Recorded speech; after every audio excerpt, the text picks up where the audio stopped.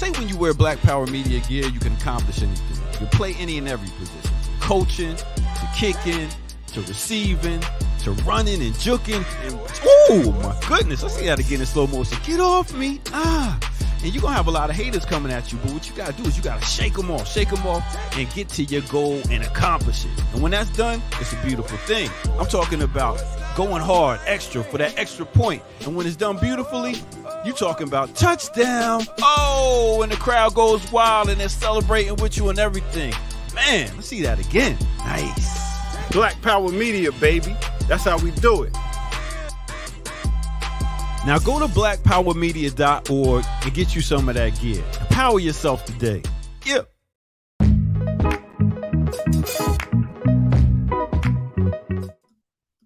Yeah. What's up, world? Welcome to another edition of Earn Your Liberation right here on Black Power Media. Geechee Yaw, Jared Ball.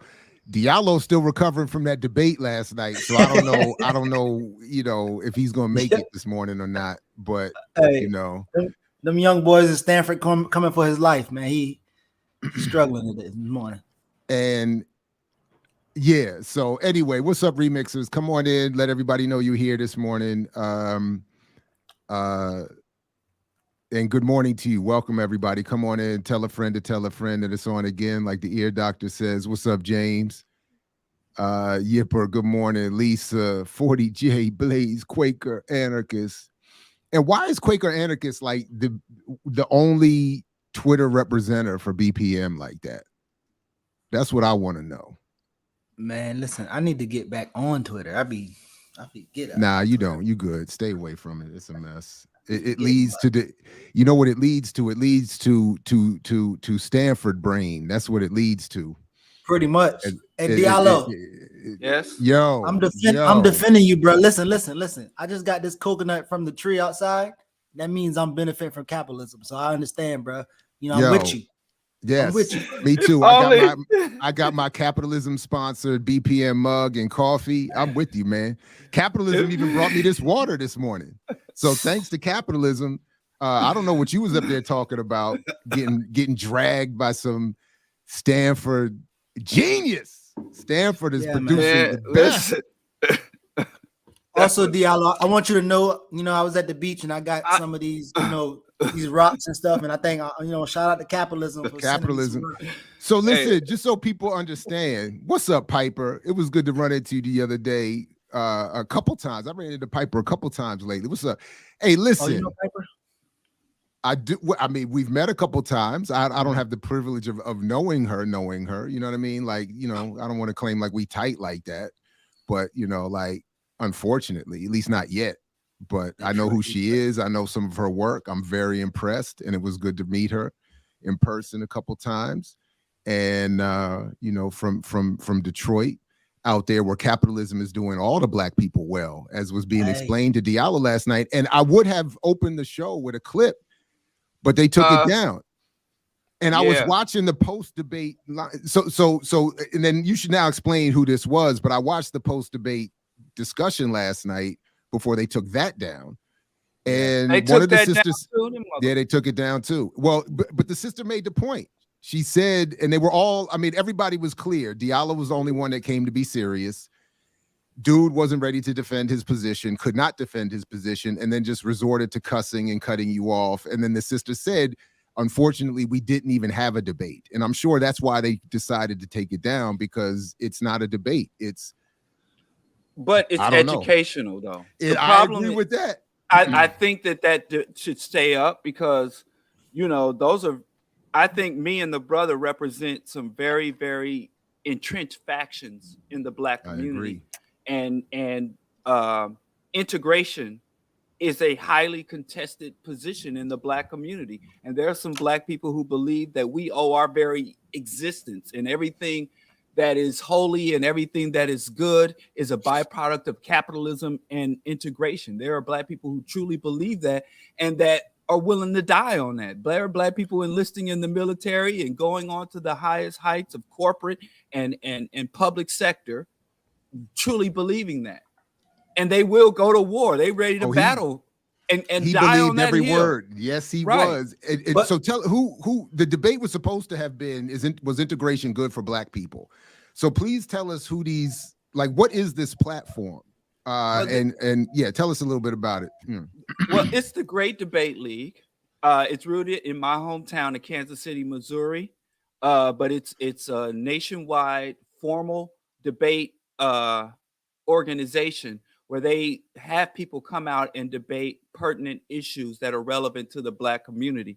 I've been on the Great Debate League before, where we were debating Ice Cube's contract with Black America. They generally bring scholars and activists and people who are, versed on the topic. They don't just call anybody out to discuss this. It's not enough to just have an opinion. You do have to have a track record in either academic or street level activism related to the issue that you're debating.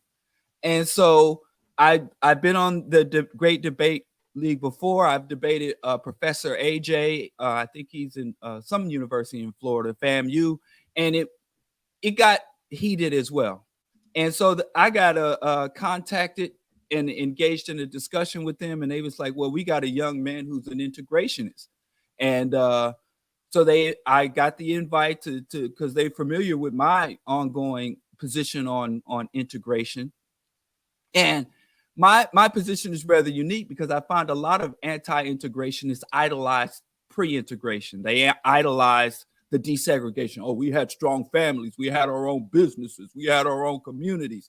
So they idolize the state of Black America pre-integration as if things were all good, which is not my position. I don't believe that we should go back to legal segregation, but I don't think we should also dwell in this stagnant pond of integration either, because it ain't all good here too.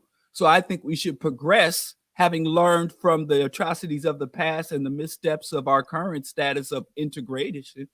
And so they called me out and they told me they had this brother from Stanford. I didn't know. I'm like, okay, this brother, if a Black man can make it to Stanford, that ain't no, like I told him, that ain't no crystal stair.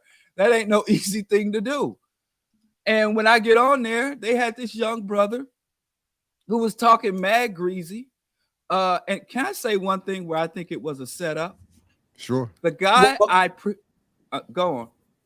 No, I was about to say, were y'all beefing before the live came on? Because it started hot. I was going to ask the same thing. Was it? I've even thought for a second, are we getting an edited version of this? Like, because it was immediately. It was all the way live. I had never spoke to that guy. I had never had any formal or informal interaction with that brother whatsoever. I'd never met him. I didn't know what he looked like. I had no expectation that his lineup was going to be so, man, listen, I had nothing against that young man. I had nothing for that young man. I had nothing to do with it. He must have looked you up. He must have been mad already. Yeah, he came out the gate hot. He came out hot. Yeah, and I figured Shirley was last night, but Shirley, they took it down. And I think that's inappropriate because, I said, this is a highly contested issue in the Black community. And if we can go on CNN and see members of Congress slap boxing, Marjorie Taylor Greene going toe to toe with Ocasio-Cortez in a mud fight. If we can look at I think that I think the Great Debate League needs to get over itself. I think they're a little bit too sedity. They should definitely put it back. They need to put that shit up and let the community see these two points of views. Last night I watched the feedback first. I watched the recap first, and but then I went to yours. But I actually disagree with some of the feedback because they made it seem like both of y'all were doing that, and then also. The brother, I don't remember the brother name. He looked like the brother who was facilitating. I think because he had a debate with you before he even admitted, he's like, yeah, Diallo has done that to me. And so I can tell that that's the thing. Biased. Yeah. If Mike Tyson had a fight and he knocks the dude out, they don't let the dude Mike Tyson knocked out referee his next fight. Oh, now that's interesting. Yeah, that's a good point. Because you say you knocked him out. You knocked out the ref from last night. Man, this is I'm just being poetic, man. I hear you. This is an analogy, right? So the dude I debated last time, and listen, these debates are formally scored. They have a panel of academics who formally score. And hey, listen, I am an alumni of the Bishop Hogan High School varsity debate team. I lettered in debate while y'all was out here dunking balls and Geechee out there scoring touchdowns. I was, getting them debate points up. I was putting points up on the board for my high school. So I know how to do it. When you give me the opportunity, I know the rules. That's all I'm saying. Lincoln Douglas formal debate, you bring it. Like I said, I lettered and I also lettered in theater. So I know how to act. I'm shocked. This is all shocking revelation for me. It's the truth. It's unbelievable. It's the truth. I know. It's terribly unbelievable. Who would have ever? I got a varsity letter in debate, and I got a varsity letter. I didn't know. Luckily, you old enough. People can't go back and dig up your little debate. They go. I think I got a placard up in Bishop Hogan. It's over there. Your high school. Yeah, go on back. But anyway, So good. Dude came out hot. And what was weird to me, because I went back and watched the pre-debate just to see who this dude was. And he had on a Stanford hoodie and he had on a Stanford sweatshirt. He was flashing colors, on me. And all I did was call the dudes. I said, listen, Stanford. And he just lost his shit when I called him Stanford. Listen. You try to attack that man's Stanford and that man's capitalism. He was coming. I don't think that dude went. I think that dude go to Sanford and Son University. Yeah, really. That brother, I mean, I actually got a note. Yeah, the whole thing about. You called him out immediately. I think what bothered him the most was that you kept joking him when he said we went to war in Europe and we developed, like we being the United States. He had a lot of we's in there. You just kept laughing at that. He didn't like that. But he had he's the only question. This has become my new favorite question. And I think it's effective so far. And the only thing I wanted you to ask that I wanted you to stop and do is ask him, what is your evidence? What is your data? Or specifically, when he was talking about his hatred of socialism, what is your knowledge base? Like what data have you assessed? That was the only thing I would have wanted to see him try to address. I had that. You saw in when we were able to interview each other. First, I wanted to determine some of his definitions, but I couldn't even get to that. You're right. That's true. I couldn't. First, I'm like, what? How do you? I said, in your own words, what is economic development? In your own, I had those questions, and that's another reason I feel mad disrespected by the Great Debate League, because I do prep. I know this. I don't just go off the dome. I don't know how to freestyle. I did my prep, and in the interrogation phase, I had those questions on deck. I was ready. But dude wasn't, and the moderator was just letting you saw the one. Oh, I guess it's gone now. But they had the 1 minute markers, they had the time markers, and then they let dude go on 3 minutes, 4 minutes after, to the point where I said to the moderator more than once, like, yo, so we not just sticking to the format or not? And then when it came time, I would try to interrogate him. I got off 2 questions, and he just talk. Yeah, and it reminded me. Yeah, sorry, go ahead. Yeah. When he came time for him to ask me questions, he had no questions for me. He wanted this. What it reminded me of, and this is going to sound bad, but I can't help it. This is really where I more wanted to say we got to respect some generational time. I get it. Not everybody gets older, is an elder. You can waste a lot of your years. It's not, you're not automatically counted as studying all those years. But in these situations, it needs to be like, this reminded me of when I'm in my classrooms and students, every semester, there's at least one of him in the class.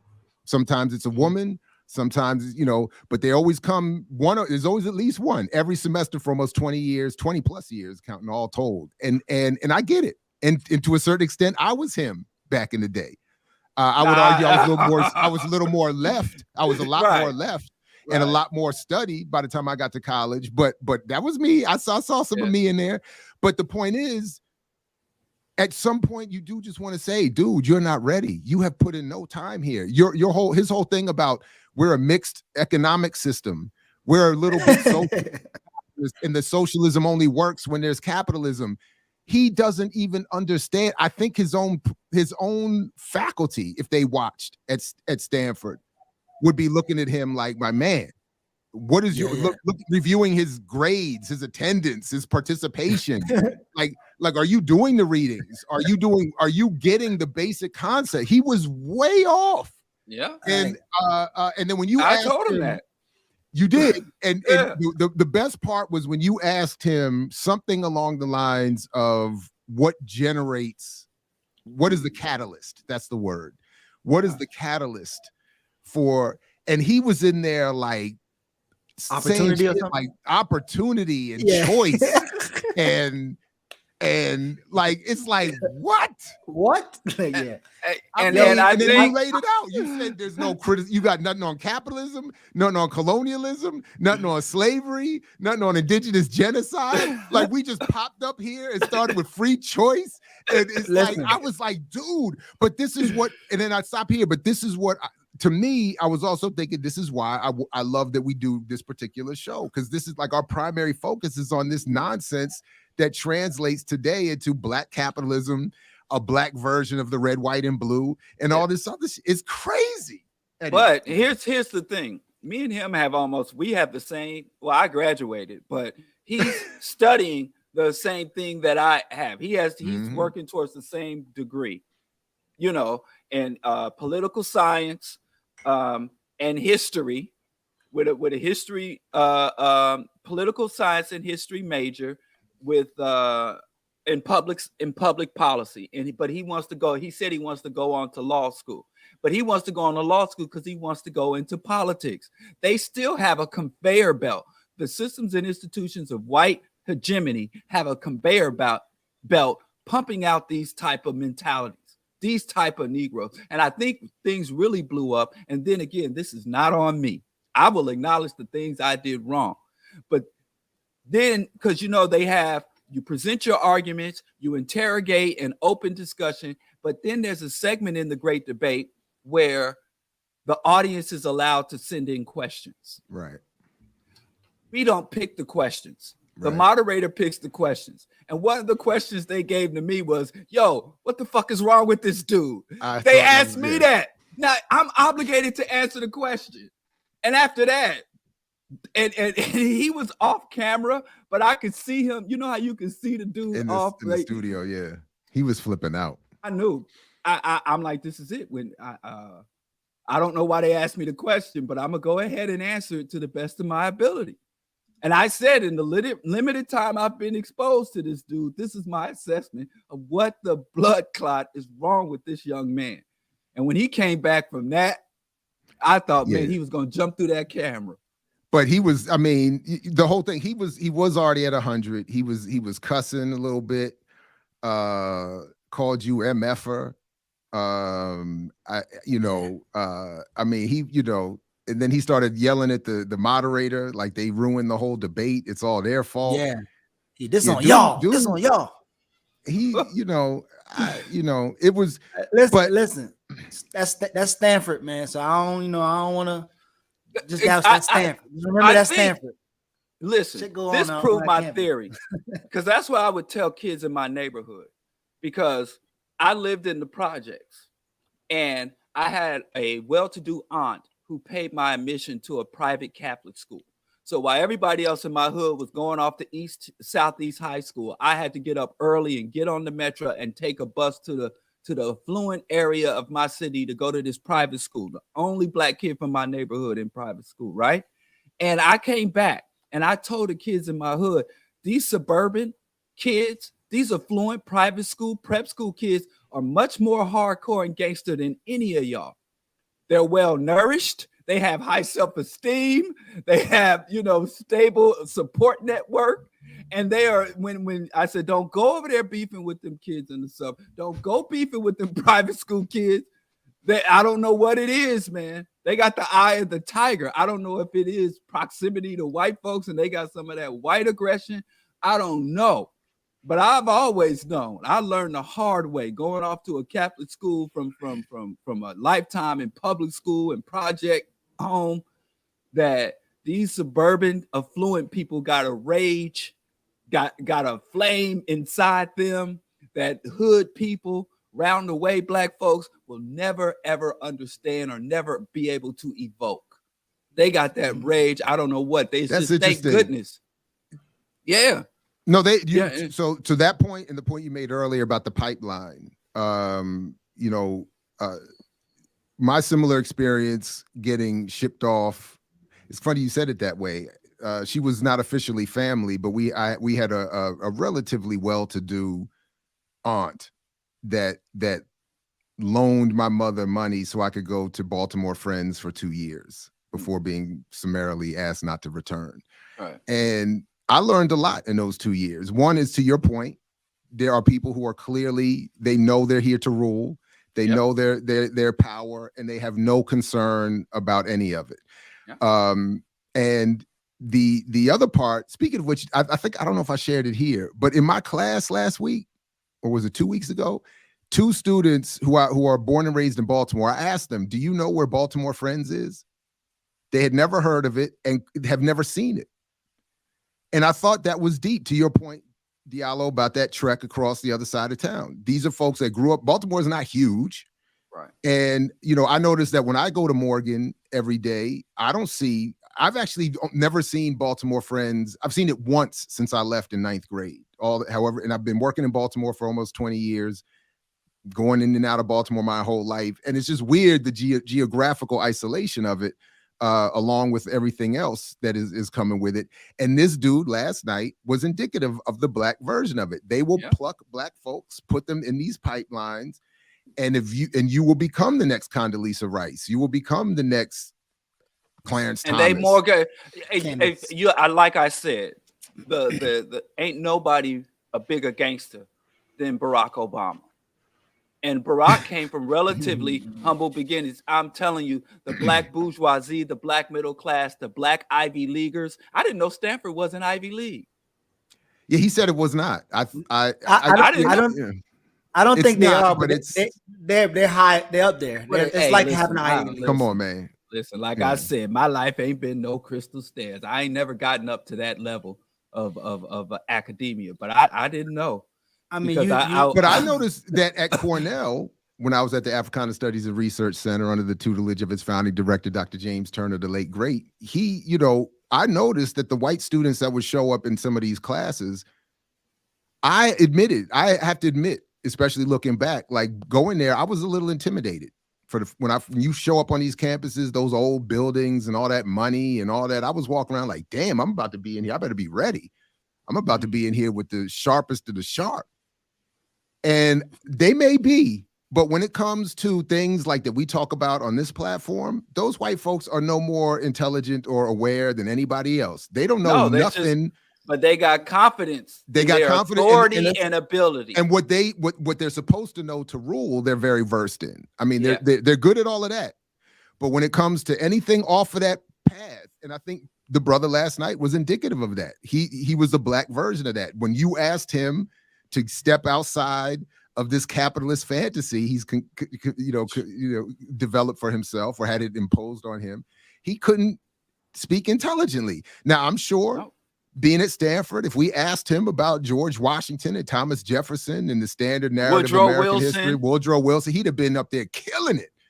Yeah. But you said what was the catalyst for American wealth creation?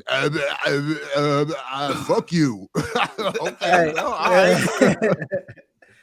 He said, the capitalism, he said, I wouldn't have had this microphone. He did. He went. He said those plants, Diallo. He said your plants are a product of capitalism. That is that was my. And my wife is highly offended when I came out of the office and went up front. My wife was like, them plants, many of those plants were free. I propagated those plants. And I went, listen. But that's the capitalist logic. They want to monetize and commodify everything from the air you breathe to the plant that's hanging on your wall. So he was doing his thing. Half these plants are stolen. My wife, with all her uppityness, she be going to breaking off little propagations in the plant stock at Home Depot. Every time I'll be scared, man. I'll be like, listen, we hit this parking lot, we might have to run because she's got like little saplings in her pocket. She don't buy no $20 plants. So even that was these plants are representative of reparations, not capitalism. Right. Well, you need to let us know the next time you're going to be, we need to get some heads up when you're going to be back on that platform. We need to, I don't know if I might, because I worded a strongly worded response because I was offended that it took me about a week to prepare. I mean, it ain't like I was burning the midnight oil, but I did my preparations. I went out and got, because I thought he was going to come with all these stats about Black health. And, I had to go back and read some old Claude Anderson. I'll never forgive you for that. where they were talking about, stagnant and relative wealth. And I'm looking up all this bullshit. I didn't even get to come out with my arsenal. Dude came out windmilling. He just came out, if you're a trained fighter and you got a plan and you've been training and prepared, and the dude just come out windmilling on you. Got sat down quick too. Right. And then I'm supposed to sit there and act dignified. And I'm like, listen, I told dude, I said, if this is how you want to do it, this is how I'm willing to do it. And then we got to the back and forth phase, and the moderator is just letting dude go over his time, letting dudes. And I asked the guy several times, are we sticking to the format or not? Because if just tell me, hey, we're not sticking to the format. He said, I ask the question when I'm ready. Right. I don't want to ask the question right now. And I'm like that. No, this is literally where you're supposed. I interviewed you. I had a series of questions for you, and then when it came time for him to ask me a series of questions, he just started pontificating, rambling. And I'm like, nope, I'm not gonna let you. Not on my time. That actually reminds me, I haven't had many, but one of my high school fights was just like that. And this white boy called me out, showed up to my job at the movie theater, called me out, had to walk over to the high school and go to the field and fight this dude. And he was drunk and was just talking all this trash. And I remember saying to him, I was like, are we going to fight or what? And then he did the whole, and I thought I was like, and he was known for fighting. So I was like, all right, I was like, let me get ready. And he did the whole, it came in like this. Listen. And it was the easiest thing in the world. Just step in, bop, put it in his nose, and everything. It was a wrap. And it's like that's what it was last night. He came intellectually in like this, and Diallo, bop. Yeah, and he just was like, staggering around the ring, talking about motherfuckers ruined the debate. I blame the platform. It was wild. It was wild, man.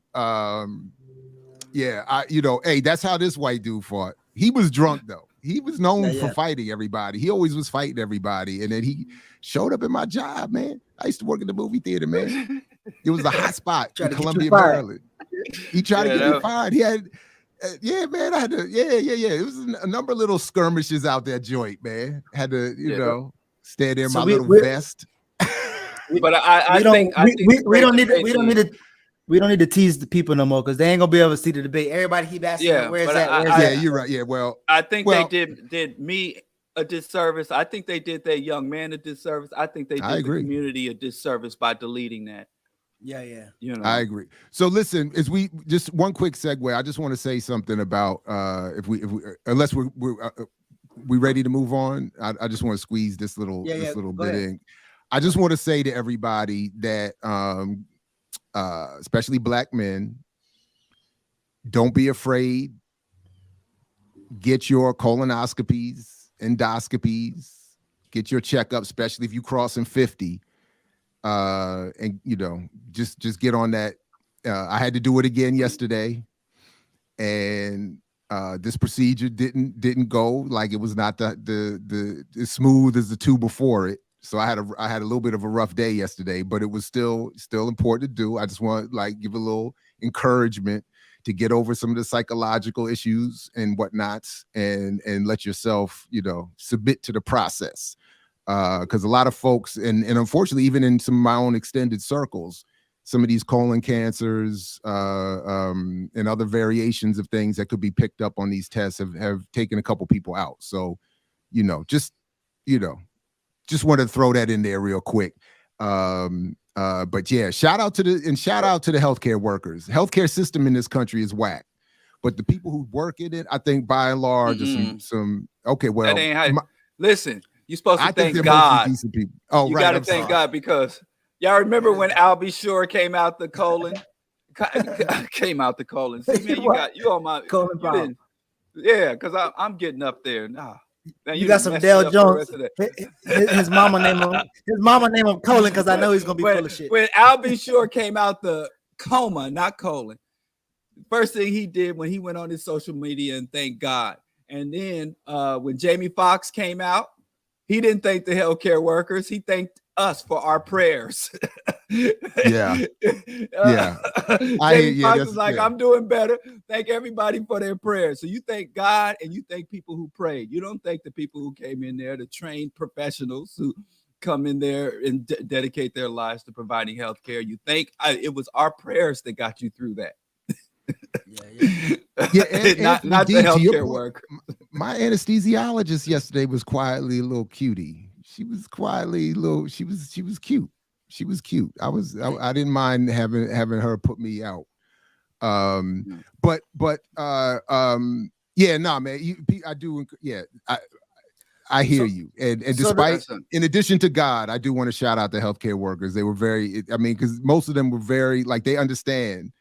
You're terrified. This is uncomfortable. It's all kinds of whatevers. And and then even afterwards, when I woke up, I was struggling. I'll just leave it there. I don't want to get too graphic in the breakfast time, but I was struggling, and it took a while for me to the whole day, really. And still, I'm not even, but they were mostly like, everybody was like, even the doctor this time, like, usually the doctor's the least bedside mannered person, but this doctor was like, on top. So I gotta shout them out. The system is whack. Yeah. But the people within it. Yeah. As far as I know, 40, the age 40 is the time you're supposed 45 to first get it? is what they say for black men. Sorry, is that what you're saying? Okay.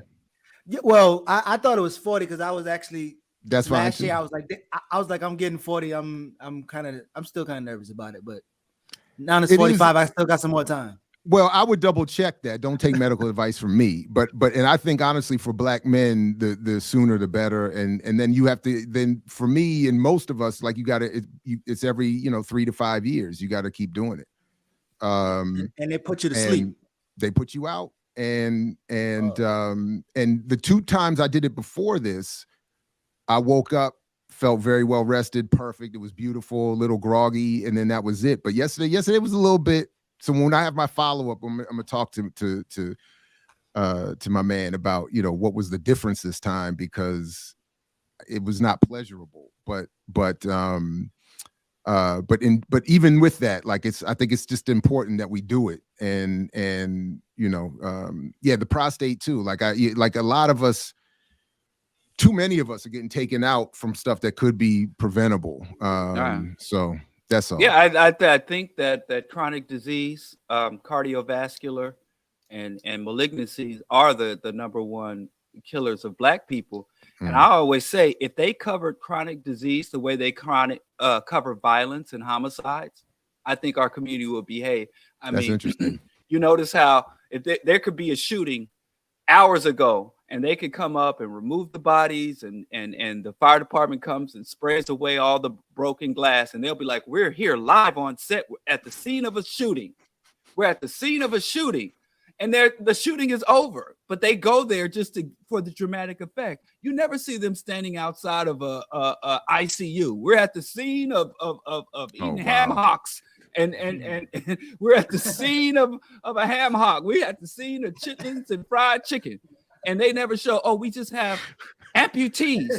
If they stood outside the ortho clinic and be like, yeah, we're going to interview recent amputees, they done lost their sugar or diabetes. If they cover chronic disease in the same dramatic way they covered homicides and shootings, I think this country would literally have a healthcare revolution. I think everything from transforming the standard American diet to publicly funded healthcare or universal healthcare would be on deck if they gave that same level of attention and brought that same drama to chronic, because that's what most of us, even though most of us, we out buying guns. It's everybody got a gun. I'm gonna get mine. Get your concealed carry license. You know, he's not wrong. I think this is a great point. In a blaze of glory, most of us, no matter how revolutionary we are, we're not going to go out. It's going to be the sugar. It's going to be a stroke. It's going to be congestive heart failure. It's going to be rheumatoid I like arthritis. We had the scene of some French fries and Big Macs. Yes. Hey, so I really think if the media just covered it a little different. So yeah, chronic disease is the number one take. Not just the number one killer, but for premature injury and crippling and really diminishing our quality of life. I worked in healthcare for 13 years, man. Trauma centers, ICUs, prison infirmaries. I was on the front line and I worked in diagnostic medicine. So I got to see everything, you know, it was across all specialties, across all ailments, you know, acute and chronic diseases and acute and chronic injuries. And that's what I always thought, man, they don't cover this. You don't see this stuff on even when our like celebrities or prominent people start to degrade from chronic disease, they take them out of the spotlight. They hide them away. And you know, there was a thing in colonial Africa when a white man got sick, they wouldn't let the colonized Africans, they'd ship them back or keep them out of. So Africans really thought white men didn't get sick. White men didn't die. And certainly if you read, I know it's a fictional account, but it's historical fiction. Things fall apart. Mm-hmm. In other accounts of colonialism, where the injured and sick white men would be removed from the view of the commoners. So that you would think, man, these people can't get sick. They don't die. They don't get injured. And so I think they do that with our prominent people. So yeah, I mean, they got Jamie Foxx way out of the news and information. I think there's a little he posted something recently, and his daughter did something, I guess, a few weeks ago. Yeah, what did he just get in the news? What did he do? I mean, I don't know. He went to the hospital and he didn't leave from set. He left from home. He went to the hospital, had a procedure, and I don't even know the details. It just, she made it sound like it was scary. It was serious. Yeah. Yeah, but here's the thing about that. Jamie Foxx, I see everybody, everybody's using that to their own ends. Like the anti-COVID people, the anti-COVID vax people are like, oh, he took the shot. Like every time a celebrity, they're in the chat. There it is, right there. The jab got JD. Yeah. So people say, the people that don't know what the blood clot there. Oh, he took the shot, and everybody's Illuminati blood sacrifices. And I don't know. Can we name people's names anymore? I know y'all spooked. Well, these litigious revolutionaries. We have the African litigious community is. So I don't know. I was about to name a name, but I won't say the name. But there's an individual who's very prominent in the community talking about Illuminati blood sacrifices, or he was on the cusp of exposing some great under conspiracy. Jamie Foxx was about to come and tell us all the truth about Hollywood and all this stuff. Oh, is that what it is? They got him. Huh? Every time a prominent person has any little issue, and we really do look at these celebrities as guys. I remember when Chadwick Boseman, one of his photos leaked while he was being ravaged by cancer, and everybody's like, "Oh, as if being famous or rich exempts you from the very, anatomy and physiology of us common humans." Like, oh, look, It must be Illuminati. It must be some conspiracy because this talented and wealthy and famous person has a common disease that afflicts a large segment of us, but they're supposed to be exempt from that. And a lot of these Negroes get up there and start believing that nonsense too. Like they can't be failed by the same shit that afflicts all the rest of us humans. So I think since we on a serious note, and I guess enough, y'all want to start with the Jordan Neely. Like, have y'all been watching the story or following any of the situation with Jordan Neely in a New York subway? A little bit. Oh yeah. Yeah. So yeah. Yeah, I've been just looking at it a little bit. Obviously, you have like people's like the Candace Owens and the Fox News pretty much saying they don't really care. And then they always throw like that he's been arrested so many times. Nobody really kind of talking about that all of them has something to do with mental health. And then for me, the tragic part is his mother supposedly was murdered, choked. She was choked and supposedly stuffed in some kind of suitcase and thrown somewhere. So like he and his parents, his aunts and family members saying he's kind of been on a downward spiral since then. And but I'm just curious what y'all think. They said it was a video of him saying I'm tired and need food and I don't care if I get harmed or go to jail. But I don't see the video of him saying that or throwing his jacket down, or shirt down, or whatever. All I saw was like the one video. But what are y'all perception, responses, and thoughts on that so far? Well, what blew me is the black people standing around watching. Yeah, there was one guy. Yeah, I saw one black guy. Well, and also I think it was 3 white men. Looked like 3 white men. The other 2 white men was holding his arms while they was. Yeah, but right, but I saw like the black dude that was standing there. Listen, I just got back from New York, and the amount of people that are struggling with mental illness that have just been literally abandoned to the streets, that just have no facilities, no resources, no support, they're everywhere.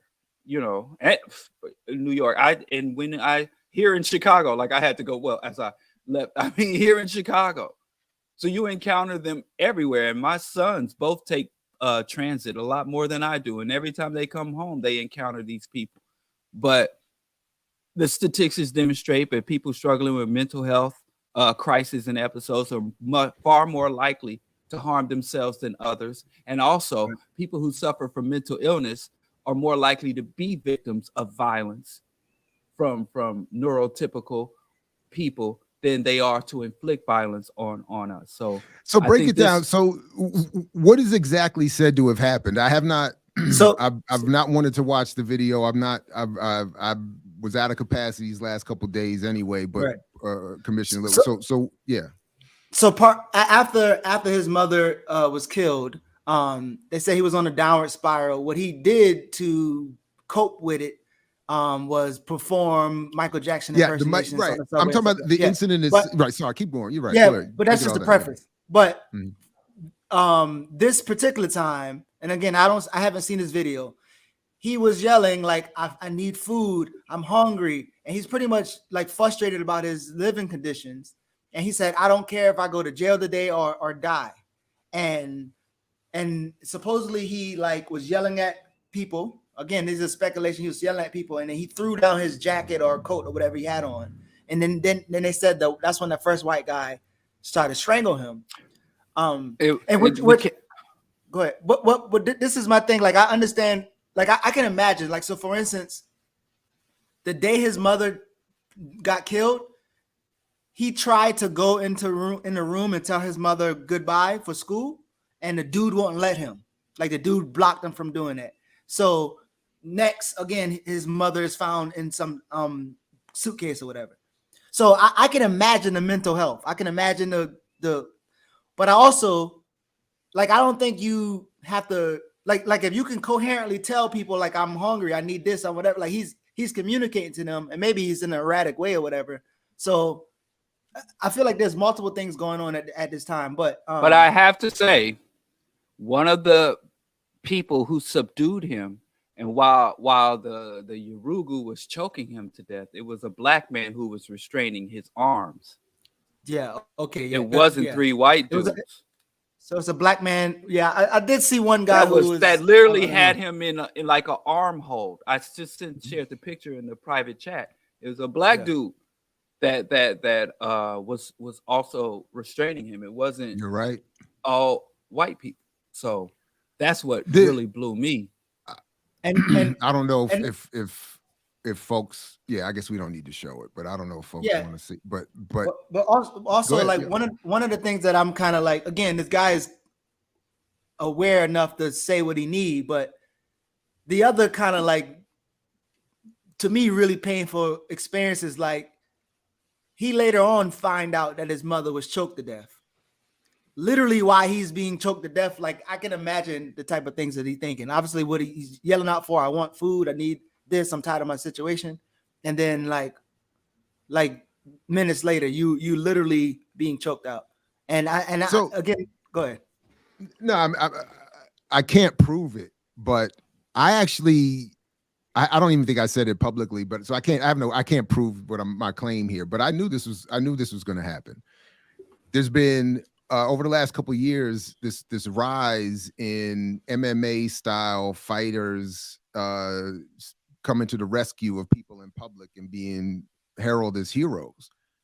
And in some cases they may have been, but I knew this was going to happen. That, and I believe, I have no evidence, so this is all Jared's speculation, but I just believe this dude was trained, capable, this white dude, and He's was a Marine. happy.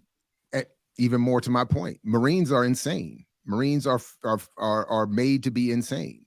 So I have no doubt that he couldn't wait, and he wanted to get his heroic moment, and to get put on this extended list of MMA heroes. And here we go.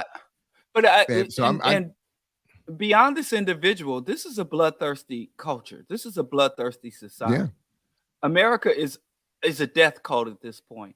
And I think back to not just this individual, that just normal everyday people we interact with who arm themselves and fantasize about their opportunity, or boast about, oh, I wish somebody would try me, and if they touch mine, and just fantasizing about their moment, like I said, where they imagine they're going to go out in a blaze of glory, or even people who are revolutionary, who arm themselves and preparing from some fanciful or some great armed engagement with the enemy, when your enemy is oppressing you through bureaucracy, where they're sitting in boardrooms and on televised town hall meetings, stripping away your humanity and your rights. They're not even kicking in your doors, So I think this is indicative, the fact that even if you have this individual Marine who's out to catch a body, and you see how the larger people, this is a culture where people will stand around and watch you be murdered. And then there'll be a large segment of the population. Then after he's murdered, you might get some protests. You'll get a hashtag. You'll get all this reflection. But in that moment, this death cult of a society, even the people participating in the protest asking for your justice will then turn around and be like, yo, I stay strapped. I got my conceal. There was this lawyer. I was just listening to this legal case, since we getting all these cease and desist and all these threats for legal. I went to this lawyer's website, and part of his bio is like, yeah, I have a concealed carry license. I'm armed at all moments, everywhere I go. Had nothing to do with his legal advice, his area of legal expertise. And he just wanted everybody to know, because he's a public figure, I stay ready. I stay strapped. The United States, Judeo-Christian American, Puritano, it is a death cult, and it has a death urge. And even we who believe in justice and freedom have fully been indoctrinated and ingrained in this. And we got as many bloodthirsty Pan-Africans, bloodthirsty so-called conscious people as we do these rednecks and these hillbillies. And when I speak out on it, people attack me and question my revolutionary credentials, because I'm like, I don't think this is appropriate or healthy. So there's a couple things that even in my personal life, I experienced this idea of the reaction to people dying, right? So we might need something while we're alive. Doesn't happen when you're dead. People throwing money at your situation, right? So there's 27,000 that Keontae said that was raised, right? Already for the brother. Are you serious? And, that's just what I'm seeing off of there. So I don't, it could be like the funeral situation or whatever, but I would have to verify that. But I do know that's kind of a thing. Like people have way more money to respond to deaths than they do to possibly prevent deaths. And again, I don't know if we should blame or whatever, but I just think sometimes that's ironic. And then I wonder how you think about this idea of public transport being unsafe and whole concept of self-defense. Because again, I think we have all these different conversations other than a young boy, because he lost his mom really young. I think he was like 14, and then he had to do a trial at 18. And all of his priors that they're talking about all are a result of mental health. And so we're talking about everything except that, seems like his record, this and all this. And so I wonder how do y'all think to have like a obviously layered conversation, and then what to do afterwards? Like what should we be focusing on, and like how to even engage in those situations? I call this atrocity hopping. Because I really, not to dismiss this atrocity, but there's really no more conversations to be had. Because every time, this happens too often for us to pretend like, oh, this incident will bring up some issues or open up a space for discussion. This is the status quo. So, how many more atrocities is it going to take for us? I think if this is your opening, if you are an adult, if you are a fully functional adult, and this is your revelation that, there's problems here for mental health and this and that. So it's not this. I think a lot of these dialogues allow for the status quo to be maintained. The system in itself, this very culture is alienating. I call Karl Marx a secular prophet, because you read some of his writings, and I tell you, if you tweak the language a little bit, and if you don't put the who said it, you can publish that anywhere and people would think it was written yesterday. People would think it was written last week, because it is so accurate about alienation and how we are all on edge. Do you remember Diallo? This is probably too old for Geechee. What was that white boy in the 80s that killed himself over the homeless issue and created? And wasn't that the spark for Hands Across America? Yeah. Yeah, I ain't trying to laugh, because they're trying to do a new Hands Across America. They're trying to do a digital. Are you serious? Yes, I just got a link for that. So, well, I was in the original one as a kid. I was in the original one, but I remember then even thinking, or I guess when was I would have been a old kid or a young teenager, and they said this dude killed himself because he had basically given up over the fight over homelessness, and we're doing his Hands Across America, like the first like the pre-hashtag era of super empty events, like emptiness, And even then, I remember asking, like, we stood in our line somewhere out here in Howard County, Maryland, and I put my, held hands with whoever. And I remember even thinking then, like, how does this translate? Like, how does this become something that actually addresses? And then here we are in 2023, and not only is homelessness still a major issue, but those in power are trying to rebrand it as the problem. What do they call it? Urban camping. I heard the phrase yesterday. They call it urban camping, and that they just want to be out there to sell drugs and get drugs and live freely in the street right. Anyway. Yeah, but the liberals are now calling them the unhoused. The unhoused and houseless. Yes. As opposed to homeless. Listen, I read this article way back in like 94, 95. I can't find it for the life of me, so I don't really like to quote it. But there was this concept in this article called Dancing the Slaves. And Dancing the Slaves was basically like, you got a horrible system of chattel slavery. So you have to have like this pressure valve to stop rebelling.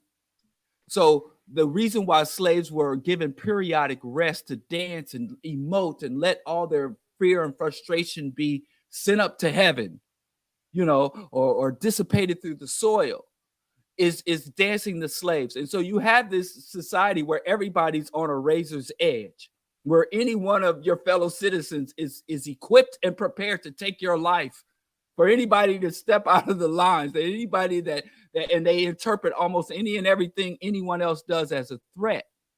And so the Dancing the Slaves, that Hands Across America, these protests, these hashtags, these petitions, these going on GoFundMe and drop $5.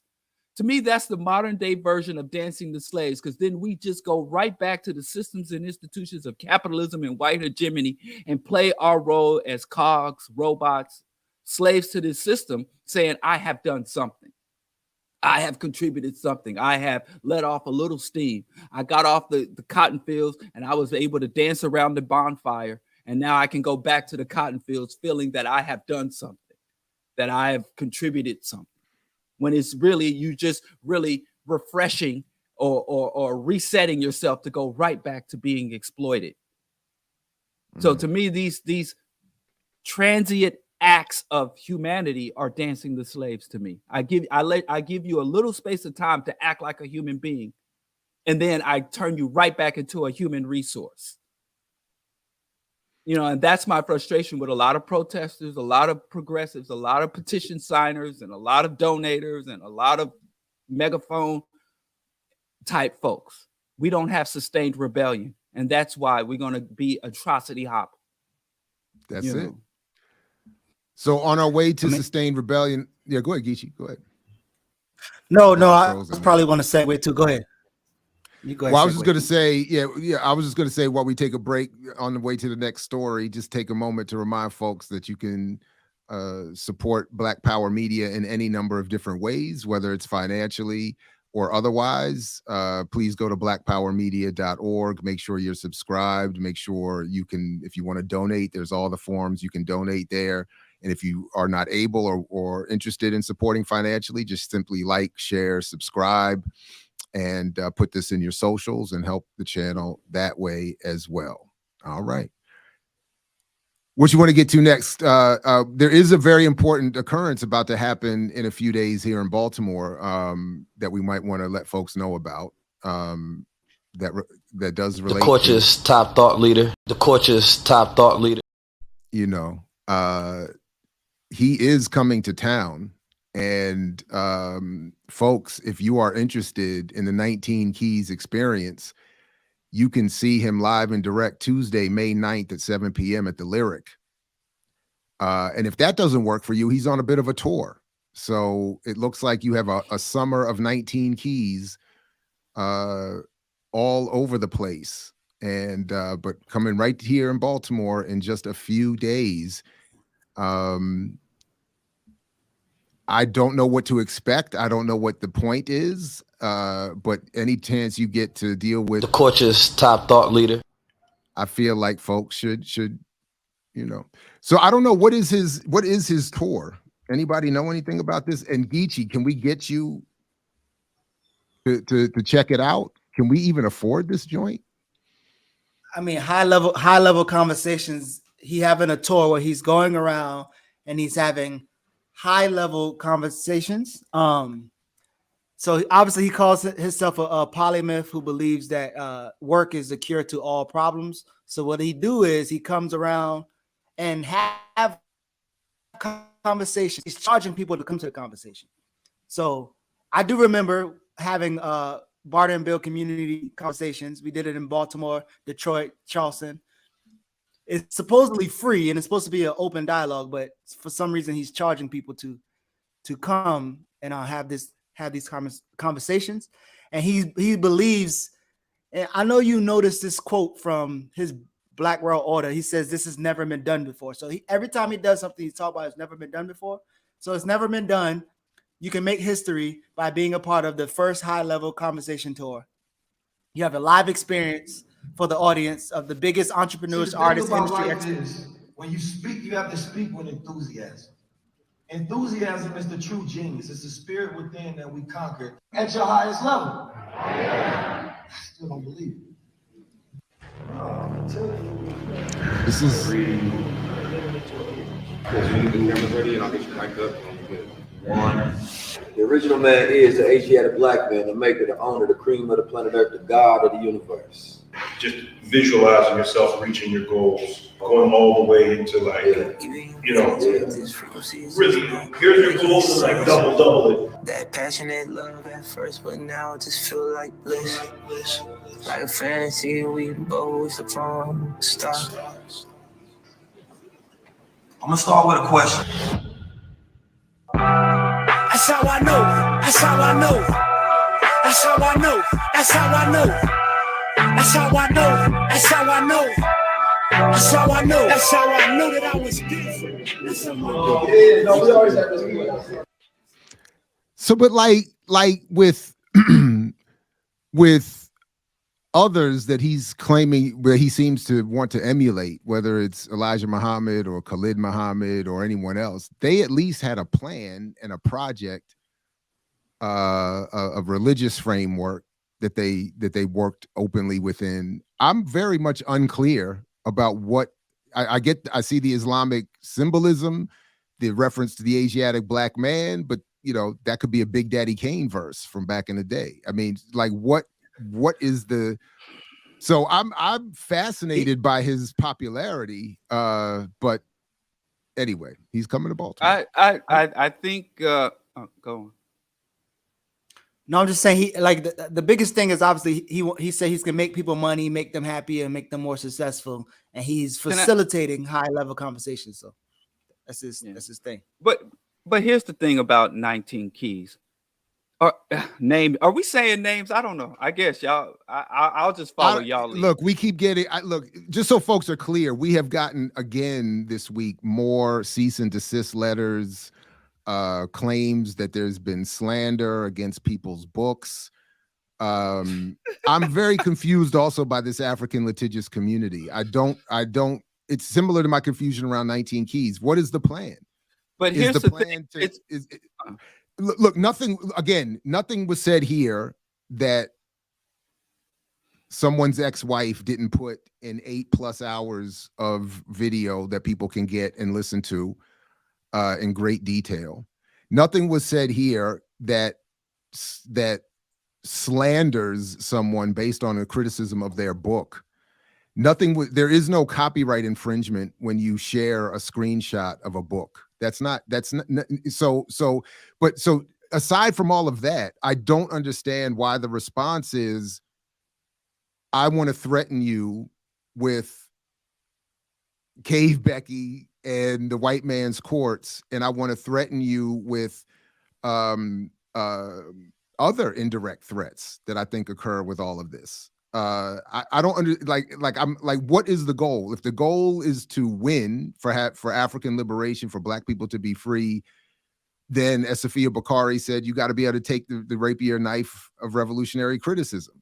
And if you, or just roll with the punches, if a couple brothers on a podcast were to take a couple jokes, or don't be hypocritical when you previous to any of this, when you set people up in public events to get a YouTube clip to tell them to present them as part of the queer agenda. Like, these don't seem to me tactics for liberation. They seem more like tactics to prop oneself up. Demagogues. Like with 19 Keys. And so I'm just very confused this morning. Maybe I'm in the haze of my recovery, but I'm not getting what is supposed to be the plan and the agenda here. I think he is developing a cult of personality. I think he's fully crossed the threshold of a cult of personality. And there's something we have to look at, because, you know, the leaders of a community, or the leaders of an era, grow out of and are a reflection of the people of that era. And we know, research has shown, that sustained stress reduces people's cognitive functions. They go from their higher level cerebral cortex functions to their lower level limbic functions. And individuals, you can do two things when you find people in that state. You can challenge them to cultivate their thinking, to engage their higher level intellects, or you can exploit the fact that they are vulnerable and emotionally charged in that way. So you'll find that throughout U.S. history specifically, but around the world, that in times of social or societal instability, whether it's real or imagined, these demagogues, these cult leaders, these gurus emerge. And even if 19 Keys tomorrow saw the light and ended his exploitation and his baseless, empty cultist rhetoric, his mimicry of Elijah Muhammad, even if he stopped, there's a dozen other. He just filled the vacuum, the void that was left when Brother Polite got exposed. But and he literally took the baton from Brother Polite, his stylings and all of that, and all they do is pick up the dead, baseless rhetoric of old school cult leaders like Elijah Muhammad. So we're going to continue to have these gurus, these con men, these alleged con men, gurus, cult leaders emerge, because until we start to challenge menticide, there's a strong vein of anti-intellectualism and fantasy or fanciful thinking about prosperity, wealth, defining what success is, accumulating or amassing fiat. So it's not even this individual, because like I said, if he could be exposed like Polite got exposed to a year or two ago, and there'll be just another and another. They'll keep emerging until something within our community and our culture transforms and changes. So I'm agreeing with the there's just times that we obviously talk about mental health on one side, and then we don't really think about it on the other side. Somebody said something about the mental health of the Marine who murdered Jordan. But even some of I think John Henry Clark called it ego starvation. And he didn't write a lot on it. I wish he would write more, and I wish I would look into it. But to me, it looks a little bit worse, because I watched that last video of 19 Keys. And if y'all remember, he's been running with a bunch of different people, and then they stopped running with them. And on this video, he's talking about how, he was dealing with a bunch of suckers, and these cats ain't real. And he's talking about false unity, right? So we shouldn't be unified with everybody. But to me, it looks like something is happening to him where something's about to happen. He losing his fanfare. I wouldn't be surprised if these little tours be really poorly attended, right? Because this is kind of his first time going out on his own. I don't even know if he has the kind of fanfare that he think he has. But to me, it sounds like he's like crying out for help or attention or support. Well, Geechee, I think you should go May 9th. And it's $20 a ticket, and I got you. I will reimburse the cost if you decide to go, and report back for us on what you see. But you're the only one I think on this screen that has the possibility of making that happen. But and I don't even think it's really, because in terms of his mental health, like, again, we could focus on him and dissecting his motives or and all of that, but like I said, what it says about our community, like individual mental health versus cultural integrity. Because, and when I say cultural integrity, I mean in the most literal sense of the word, not in terms of values, but our ability to consciously cultivate and construct our culture, and then once our culture is established, being able to consciously determine what will come into our culture and what will be allowed to exit our culture. And so, because all of these alien and counterproductive reactionary ideas, we got black fascist, black religious cultists, Islamic cultists, Christian cultists, black Hebrew cultists, and the lack of we will always be vulnerable to every hustler and con man and guru and cult leader. And people get mad that I call cult leaders, because that again, what you said about the ego, Geechee, like, damn, I'm too smart to follow a cult leader. I'm too smart to every individual thinks, I ain't the one. Everybody else might be vulnerable to this, but I'm above indoctrination. I'm above propaganda, but all other black people, they aren't. So I'm just saying that we need to start working on the community as a whole, because there are a lot of vulnerabilities for unscrupulous individuals to exploit. And this isn't just the cultural communities. You got the Christian, you got the corporate, Black corporatists and Black academics. They're in all segments of the Black community. So I'm pretty good in Baltimore, but that means I would have to come back earlier, but I don't know about that. But no, so one of the things that I always notice is I don't know if the fans, the sycophants or whatever you want to call them, even have the capacity to just listen to them and watch them contradict themselves. Like, for instance, he talk about people are performative without substance, and he's no longer dealing with no more suckers. This is no suckers tour, so he's not going on tours with any more suckers. But he used to do performative stuff, which he still does. He put on his gold chain on that video with thing. He said, I just want to show y'all that, you know, I got this money. I made this money off the market. And he already got exposed for having an automative market or whatever you call that thing, where the money wasn't real that he was making, and he claimed that he made some money off the market off of an app, and then he started putting the chain on and start wearing chains. So he's doing the performative stuff.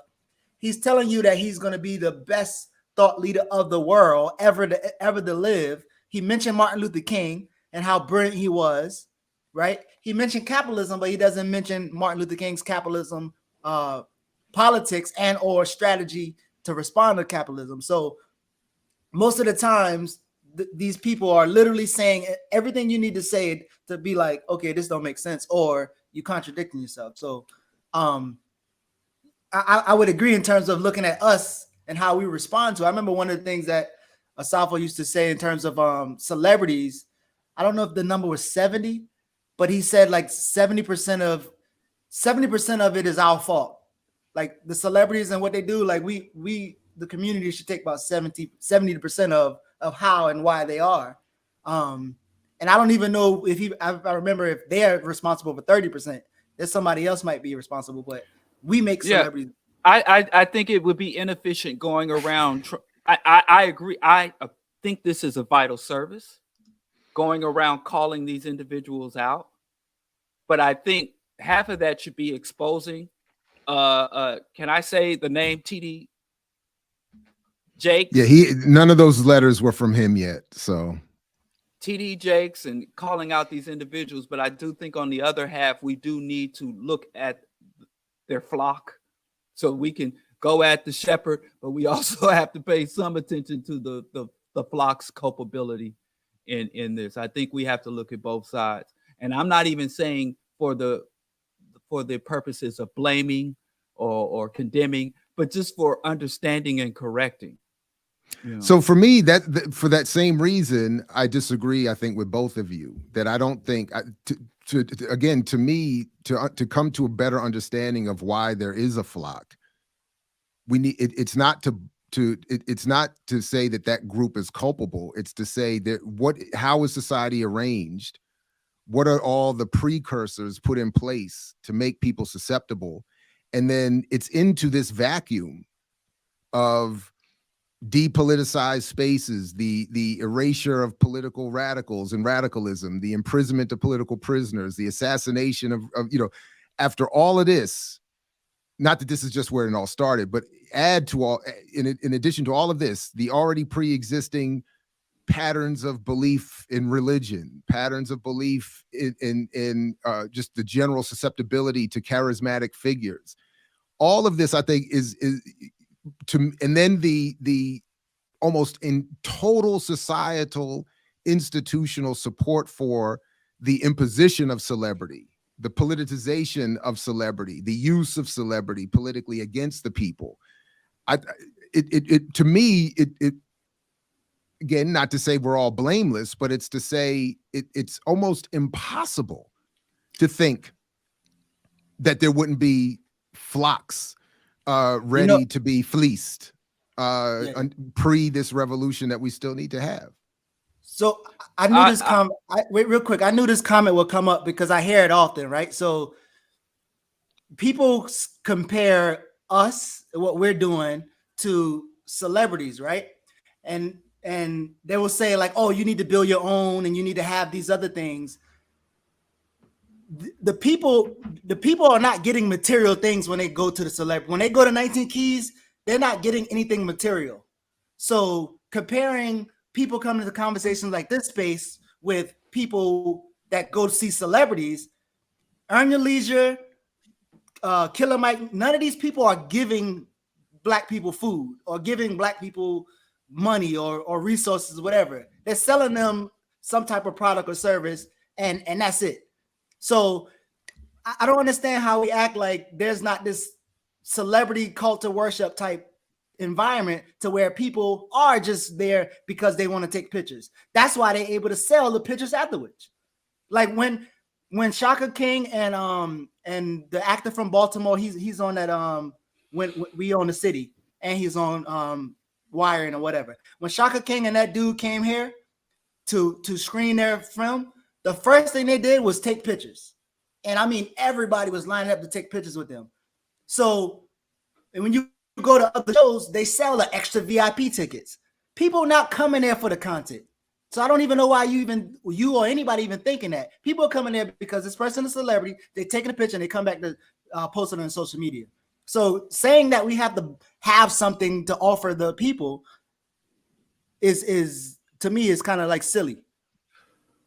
Yeah, I agree with Geechee, and I didn't realize we were saying anything different, Jared, because I agree that Black people are primed to be exploited, and when you become a person who's going to publicly articulate your position, publicly advocate for actions or advocate for an ideology, you have to make a choice. You're either going to challenge the status quo, and which means you got to challenge people's indoctrination, or you're going to exploit the status quo and exploit people's indoctrination.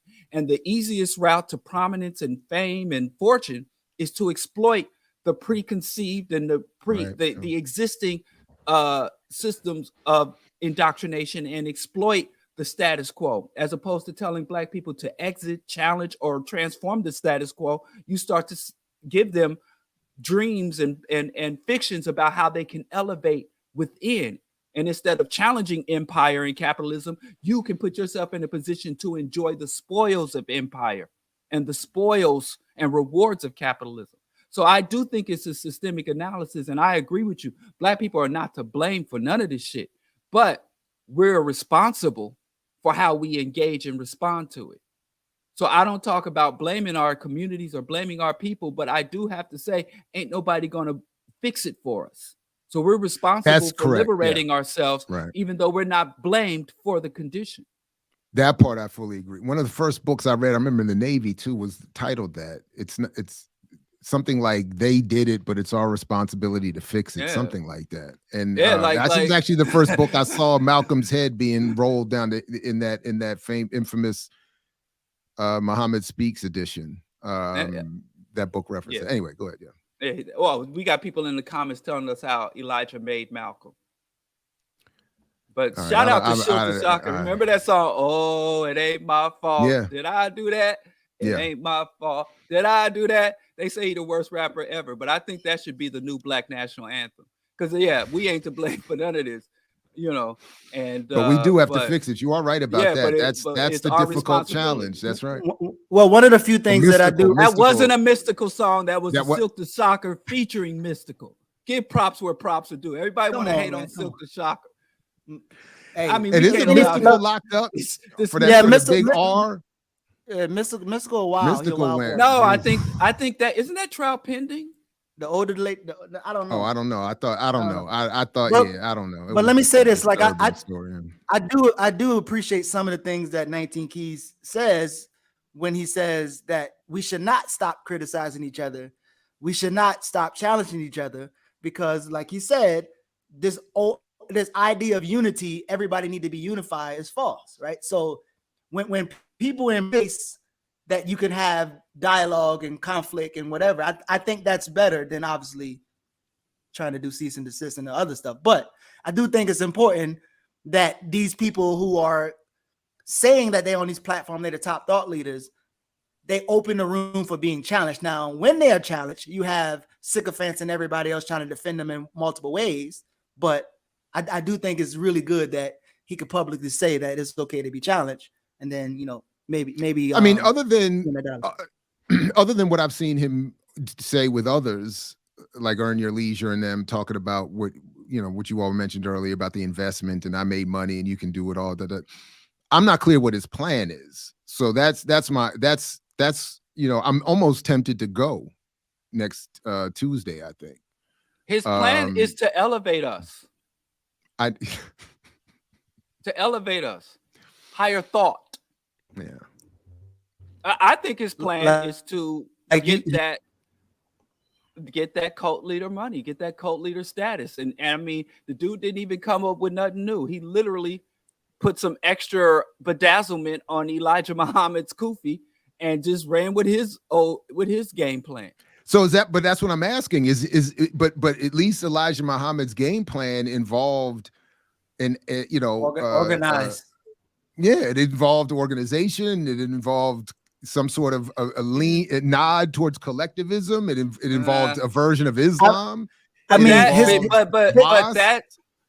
what I'm saying. Like, at least to me, I don't have to agree with it, but I see a plan in Elijah Muhammad's vision. I'm not aware what this one is yet. That's all. His plan is to keep you away from distractions, like he said. Like, so everything else is distractions, and he's gonna change your paradigm and change your life forever so you can think on a higher frequency. That's been his consistent plan. Elijah Muhammad was a sucker MC. Like you said, Elijah Muhammad was a sucker MC. And sorry, I didn't mean to put that one. Elijah Muhammad was a sucker MC. And I know I'm right now, I'm in Chicago. I know folks don't like me,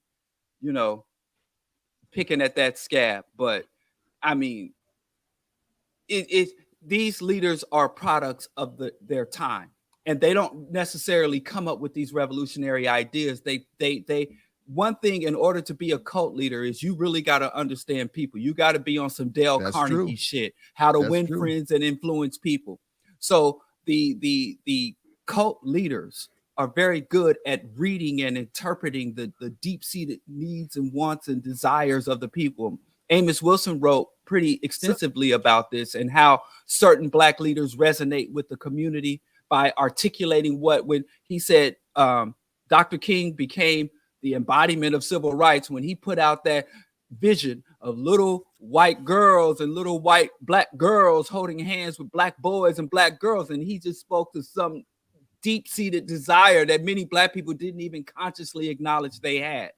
So yeah, back then, and when Elijah came out of the 1930s, so if he was going to structure the NOI today, I think it would look different in the era of social media, the era of post-industrial capitalism and NFTs. And so I think the times that the objective was the same, because Elijah Muhammad's ultimate solution for Black people was Allah's divine justice. Even though he had stores, he had some clean up yourself, get off the swine and get refined. He did have that rhetoric. But if you really read his literature, ultimately, we had to wait on the pie in the sky and the sweet by and by. That Allah's judgment, Allah's wrath was going to be leveled against these devils. And all we had to do was get right with our creator and conduct ourselves properly. And ultimately, God was going to fix this shit for us. And dealing the real, you could say this. You could say no Elijah, no Malcolm, period. But you could also then say no prison, no Malcolm, period. No slavery, no Malcolm, period. No colonialism, no Malcolm, period. I think we so we don't get into the slander area, right? Let's finish up with one more thing on 19 Keys, and then we can go into Isaiah Thomas and the CBA. But so 19 Keys made a comment. He says we live in a commerce-based society.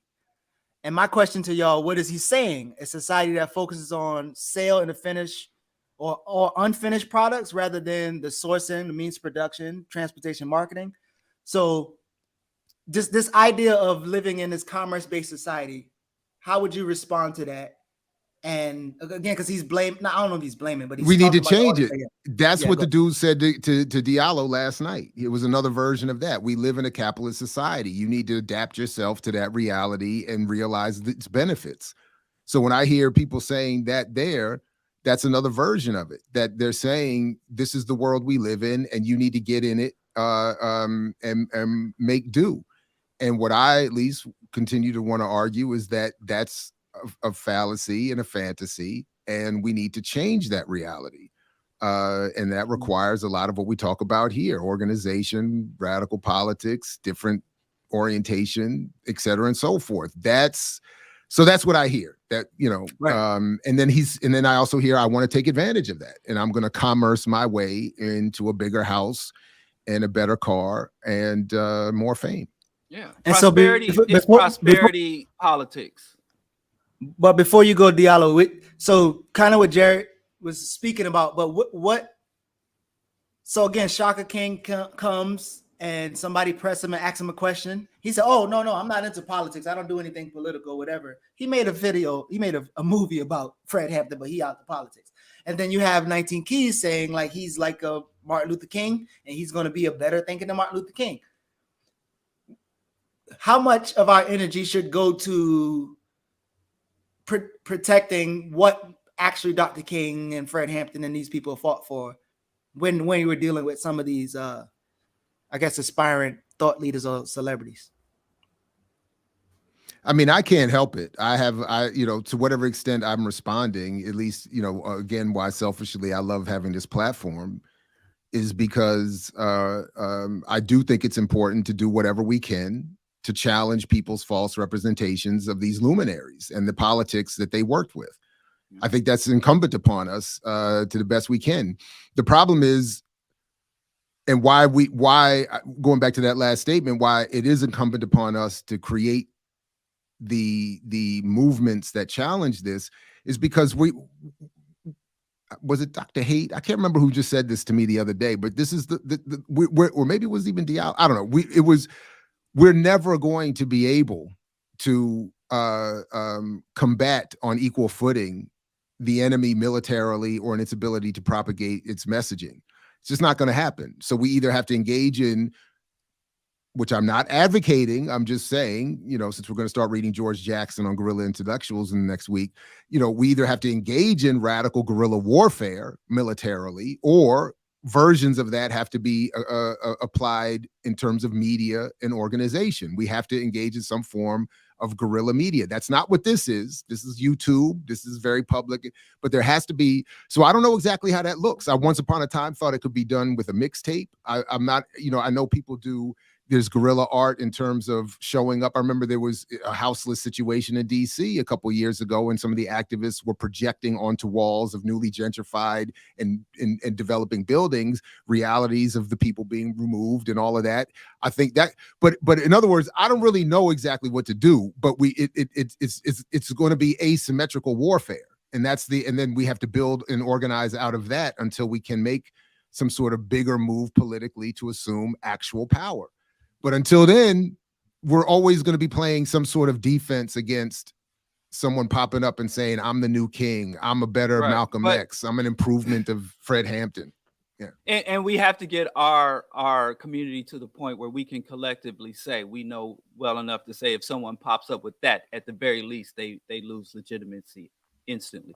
But I would disagree with you, Dr. Ball, to say that Black Power media isn't asymmetrical or guerrilla media because it's on a major platform. If you're going to do graffiti on a wall that's owned by a corporation, it's like, well, I'm putting my revolutionary message and I'm spraying it on this wall that a capitalist owns the deed to, and even guerrilla radio, underground radio was still on the commercial airways and the government owned airways. So I don't think being on a platform disqualifies you as subversive or revolutionary media.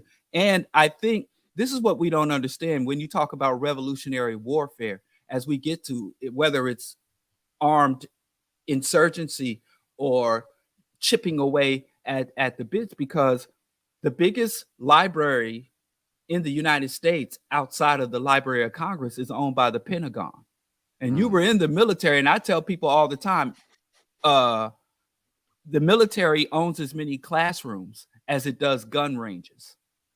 So that's an revolution is an intellectual endeavor. You can find several studied revolutions from all over the world and uprisings and societal transformations from all over the world, and they have different features. There are some that are violence, where the violence came from the bottom up. You have some that were peaceful and the violence came from the repression. You have some that were cultural.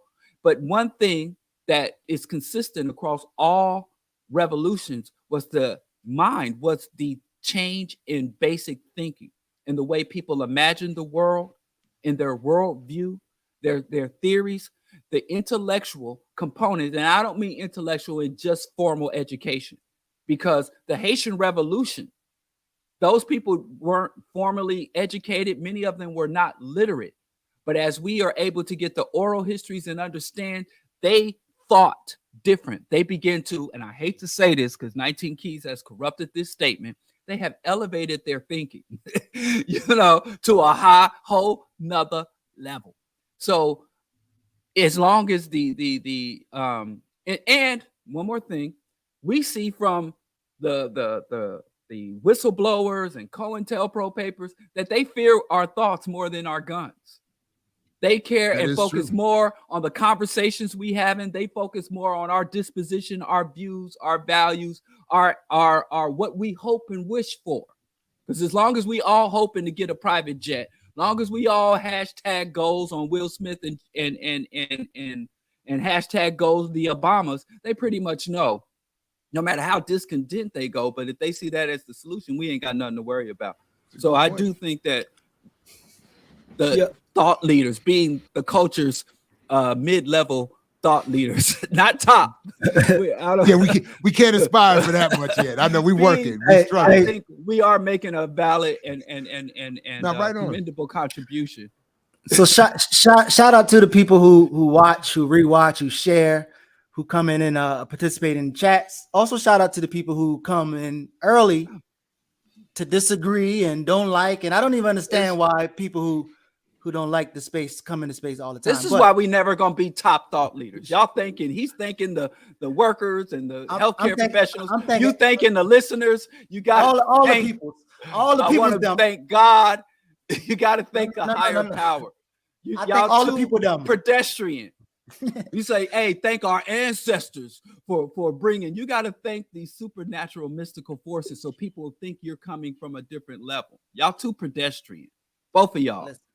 Listen, man. I'm just saying, I'm trying to elevate. Listen, shout out to the person who gonna leave a negative comment about any of us in the chat after you watch the whole video. So I appreciate you too. So should we go to you getting compliments in the chat? Somebody called me. Yeah, we get compliments. Yeah, you getting compliments too. People complimenting me. Thank you for the person that called me a pacifist, even though I know you're trying to insult me. I'm not offended by that. That's like being called gynocentric. Y'all be trying to diss me, and y'all be encouraging me. Proudly gynocentric. Proudly. Jared, you got something else, or you want to go to Zeke, Isaiah Thomas? No, we can go to Zeke. I was trying to find the link now. I don't. Do you have the link? Where's the link? I don't know if I got the link. Oh, there's the link. I got the link. But I also got to tell my one time I met Zeke story too. Sorry, dog. I had to. You want to go first? I know you got all the name drops. Geechee been everywhere. I'm gonna drop this name. Forrest Geechee. Let me just. That's gonna be BPM's first movie. Forrest Geechee. No, but it's not. Run, Geechee, run. It's nothing serious. It's nothing serious. But anyway, listen. So my aunt who passed away a while ago, who actually was married to the uncle with the African man bought them. But she used to work at the airline, so I used to get all worst name dropper in history. We already talked about this before. Get out of here. OJ, anyway, you name dropping some of the worst name dropper. I don't think you understand the concept of name dropping, man. That's why I ain't name dropping. Can I tell my story? I'm gonna mute you, man. Let me mute this guy. But look, don't even get anyway, when I used to get buddy passes, one time when Zeke was on the plane with us because he was coaching FIU. And so when I get buddy passes, like I get on the plane, I like comfortable seats, I sit, by myself. And one time his team got on the plane, they was like, okay, well, we gotta reshift the plane. And so his team had to move around, and Zeke comes all the way back to my seat. So I stand up and look at him and said, "You gonna have to get in, bro." And so he had to sit inside because I wanted my leg room. That's my only Zeke story. but it was, you know, it wasn't nothing. But I You made him sit in. disrespected Isaiah Thomas, I'm just Isaiah saying. Thomas. I'm just saying the brother. He's not taller than me. I'm gonna tell you that right now. That's the athlete, right? Yeah. He was a hooper, but he had Pistons. to sit in The Pistons, right? That's when them Yeah, dudes used to wear them coochie cutter shorts. They used Yeah, to he wear did. them thigh highs. He's from that He era. See, did. I know a little something about that. That's when I used to But- have to sit but- up under but my speak- uncles and watch. Speaking of Zeke, so he was on this podcast. I can't remember all the smoke. I see All you the got smoke. smoke behind you. That's Yeah. what you got the smoke behind you? Look at you. No, I was just trying to bring peace to my recovery situation. Burning This is my sage. incense. This is my sage and my incense. That's what really. It ain't all that technology. It's the sage But- that's gonna It save you, is. brother. That's it. That's But it. I don't know if somebody already spoke about it, but you remember when Steven Jackson kind of thrust himself into the George Floyd situation? George Floyd with his brother, because they say they used to look alike and whatever.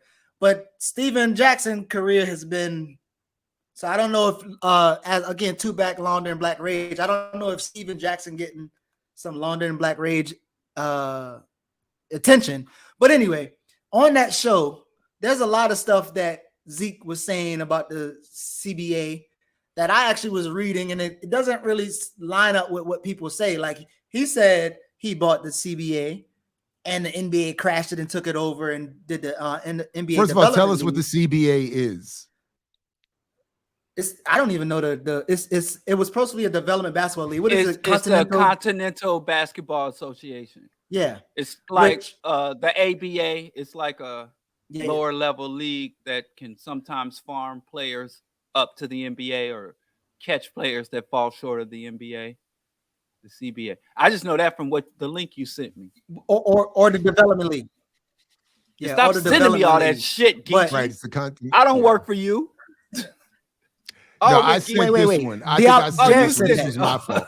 This Oh. is my fault. Oh, then I This appreciate guy. you sending that. Yeah. Well, Jared's like 6 something feet. You 5'2". I'll step to you. You said, and I, bet ain't you heard won't nothing grab it, after I you can tell you said. that right Yeah. No, I was about to say something. Pause. Pause. What? Pause. Terrible. I stopped. I didn't hear anything you said after you lied and said that Elijah or Isaiah was shorter than you. I ain't say he was shorter. I said he probably the same height as me. Maybe if I said You know, we all got Google sitting right here in Zeke, front of us. Zeke about 5. You can't I'm tell 5. a lie. I'm 5'9". Zeke 5'9". He probably straight. Nope. How tall is he? Man, listen. You know, All people, we got a lot of haters, and the first thing they waiting for us to slip up and tell a lie so they can broadcast it. Listen, You're all gonna I'm get telling us you to do- sued by Elijah.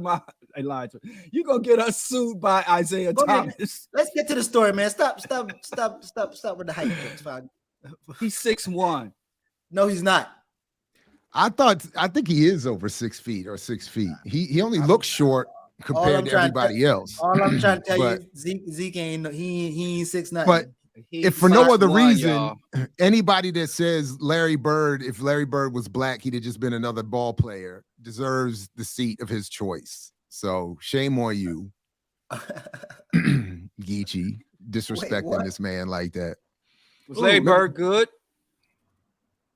I don't get that reference. No, he was saying years ago, Isaiah Thomas was dragged because he said that if Larry Bird had been black, he would have been just another regular ball player. In other words, they're making him more than he is because he's white.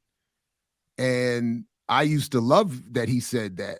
I didn't love that I was watching that playoff game where he threw the ball and Larry Bird stole it or Dennis Johnson stole it and won the game. But I do remember, but I did like that he said that. I always thought that was great.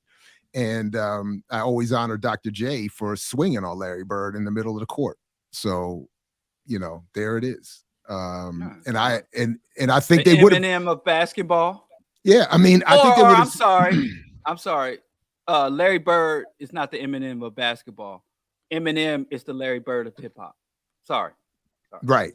Oh, no. Somebody got it wrong here. Ross, that was definitely Isaiah Thomas. I remember this story vividly. This is key to my childhood. So this is before anybody knew who Rodman was.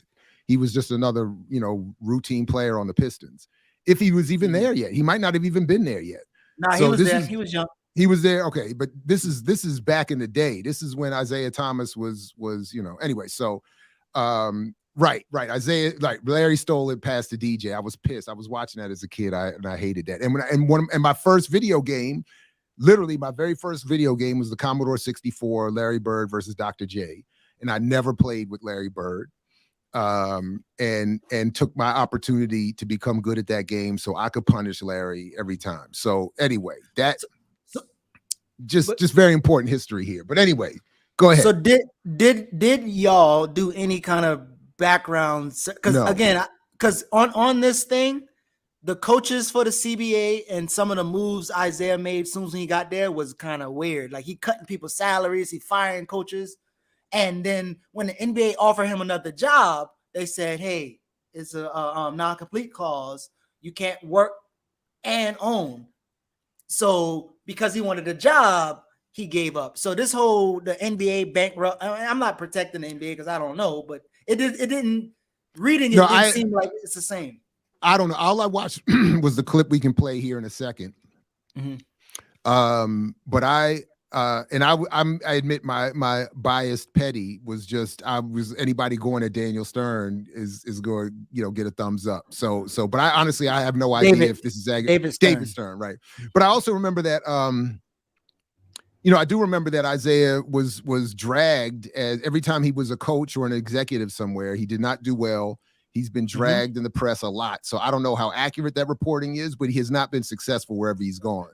So I honestly have no idea. They say he became an owner of all the teams. He said 2 weeks after becoming an owner, he cut all the players' salary a third, so that he could try to bring in younger players for the CBA. So he did a bunch. Like some of the coaches are still talking about the stuff that he's doing. So to me, he kind of exaggerated this story, But this part makes sense to me. This reads logical when considering the business practices of this, people in the world, that he buys a league and then the NBA just creates that. That's what it makes perfect sense that they don't buy you out. They just create what will wipe you out. But I don't know, but let me at least play this so we can hear what he has to say. Maybe I can't unmute it. All right. Well, I don't know why it's not unmuting. I don't know what the issue is there. I can send you the YouTube link of it if you want that. Yeah, let's do that. Let me get to it. But so that makes sense to me. But I didn't look into any of this at all. I don't pretend to have that much of a by the way, while we're waiting for this, folks, please make sure you like, share, subscribe. A lot of good programming coming up. Warrior Class Sundays, got Ashanti Alston coming through next week, Ben Norton coming through next week, a whole bunch of stuff. So make sure you all got the bell rung so you don't miss anything. And what else is coming up? We got like I said, Warrior Class. We got African Spiritual Resistance, episode 1. I don't even know what this is. We got new programming. That's dope. Balagoon is involved. Okay. So this is all right. That's what's up. We got, is Angela Davis going to be on this platform?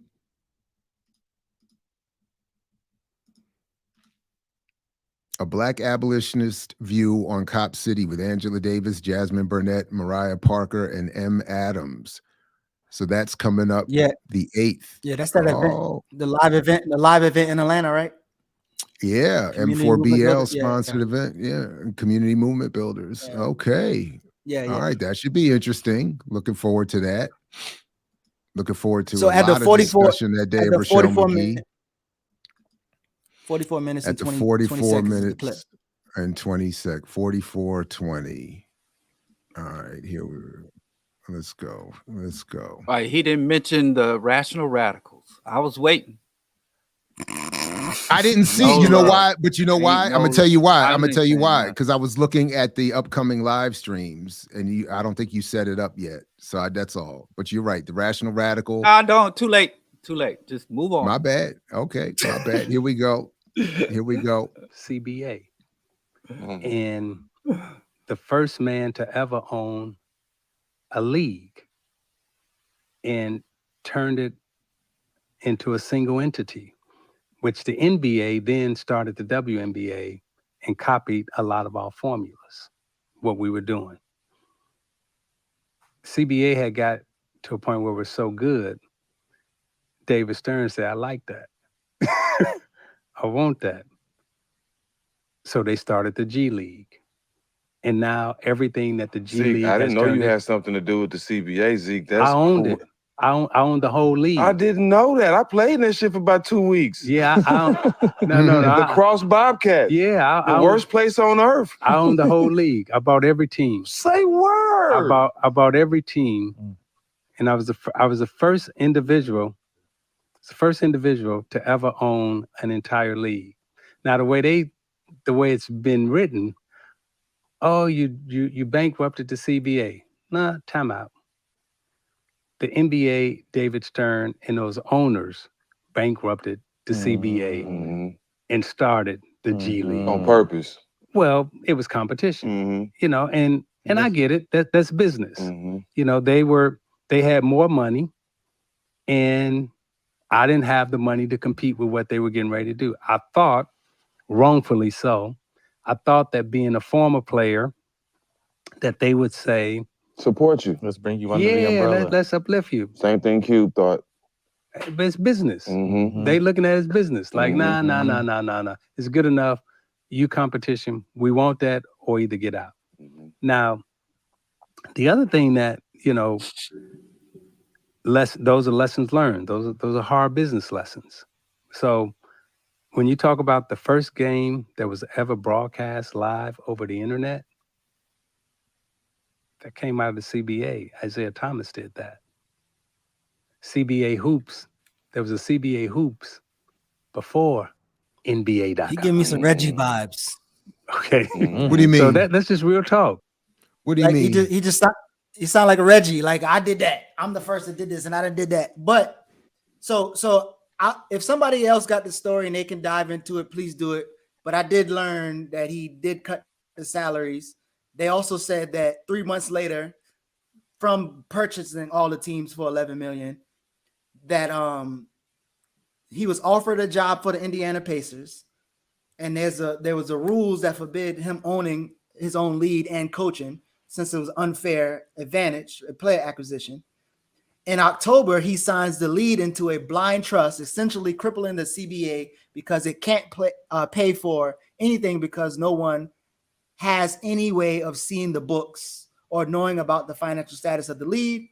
That same month, Thomas accepts a job at the Pacers. So I don't know.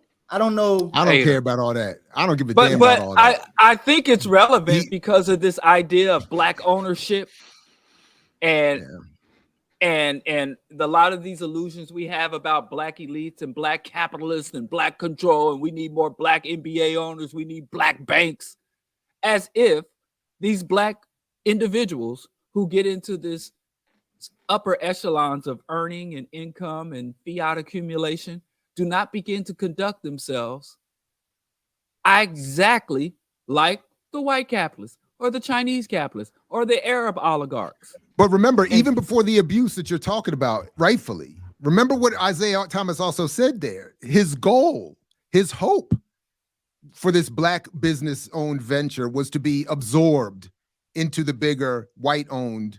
Same thing they were saying about Ice Cube and the Big Three. So that's what, that's why we keep seeing, as soon as black businesses get big enough, they're happy to sell. And then they, it's this idea that you can establish a long form tradition that can be passed down, generational wealth and other. That's fantasy. And I believe that David Stern did that. I absolutely believe that is the Microsoft, Apple, that's, Google's business model. That's how you become a monopolist. But what I want to know, again, I'm not putting that past him, but how was the CBA before Isaiah bought them? Did he really grow them into this exceptional thing? Because it looked like they was losing money and he took money from the player's pocket. But even more than that, Isaiah sound just like the dude that Diallo debated the other night on the first part. Isaiah said a lot of his businesses are outside of the U.S. because outside of the U.S. he's not black, he's American. He moved like the white boys out. That's what he said. He moved like the white boy. He said, I'm American. And so I do my businesses outside of the US because they treat me like American and not a black. So Isaiah has been moving probably just like David Stern. But what he learns is there's a gospel verse in the book of Ezekiel from the disciple Rick Ross that says, big bank, take little bank. So his ass got took. No, I'm sorry. His ass got took. That's Razzcast. That's not Razzcast. Like 93, Soul on Ice, Big Bank, Take Little Bank, anything goes. Rick Ross said it better. Rick Ross said it better. See, get him, Diallo. This is where me and Diallo on the same page. Get him. Sitting there talking ball chasing. I'm joking. Okay, all right. I was gonna say, get him, Diallo. Get these young ball chasers. Before the substances got a grip on him, Razzcast was one of the most phenomenal lyricists in the game. There's no question. Nature of the threat, even for all of its inaccuracies, is a brilliant. I mean, it's just brilliant. Anyway, go ahead. My bad, Geechee. So I got a hypothetical thing, right? A hypothetical thing. So Ernest, and I sent y'all the picture of LeBron James equity shoes, right? This is ginger beer, by the way. Sorry, everybody. This is ginger beer. I'm trying to be healthy. Pour up early in the morning. Ginger with honey in it. I'm recovering. I don't have to. I can't. Yeah. Anyway, my bad. So Ernest Cantor called out LeBron James for claiming to be about equity, but he has sweatshops and unfair exploitation to make his shoes in the first place. So he's saying he wants equity, but he's not being equitable. So my question, Diallo. And there's some ugly ass shoes. Yeah, they ugly, but that's okay. Ugly ass shoes. My question is, if a black man like that boy, I'm sorry, I didn't mean to call him, but Isaiah Thomas, if he was to buy a lead or an Ice Cube, and they had players who kind of moving like Ernest Cantor is supposedly moving, making sure that these workers don't get exploited, would you now support that lead if there was this kind of like cooperatively owned, fair use type? Would you support that ball chasing lead if somebody was able to pull it off? Is somebody I know chasing the ball out there? If I don't know the people playing, I just listen. No, I probably wouldn't, but I would support it in spirit. I would send it positive energy and vibration. But I'm not a fan of sports. What I would support is. But I would. No, go on, because I don't know nothing about nothing. Well, the one thing that I was almost inspired by a couple years ago during the NBA lockout is when Kevin Durant and others were going around playing games in local gyms. They even did one at Morgan State.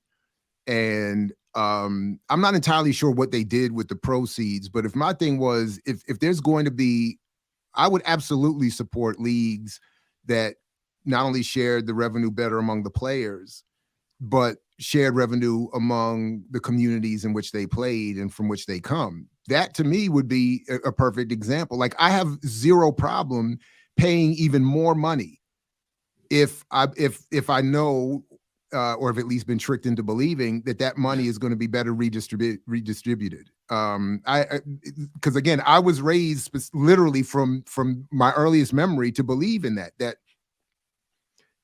the labor movement is supposed to have an unspoken, if not fully written contract that says you should pay more because you're supporting the person doing the work. And then they can in turn better support society.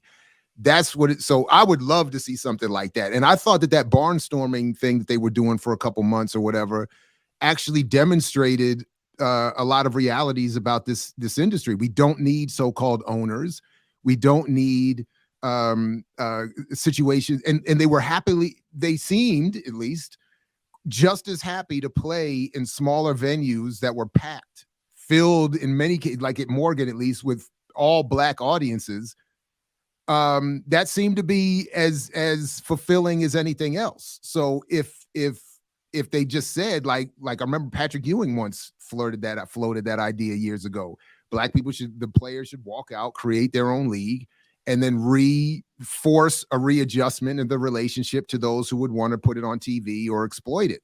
But so anyway, that's what I would support. But something like that. So Diallo, your position on entrepreneurship is similar to my position on sports. Like, obviously, I play sports, and I think sports is a good thing. I think it becomes a problem when you have athletes doing the virtue signaling, like we saw at the White House when they took the kente cloth and kneeling.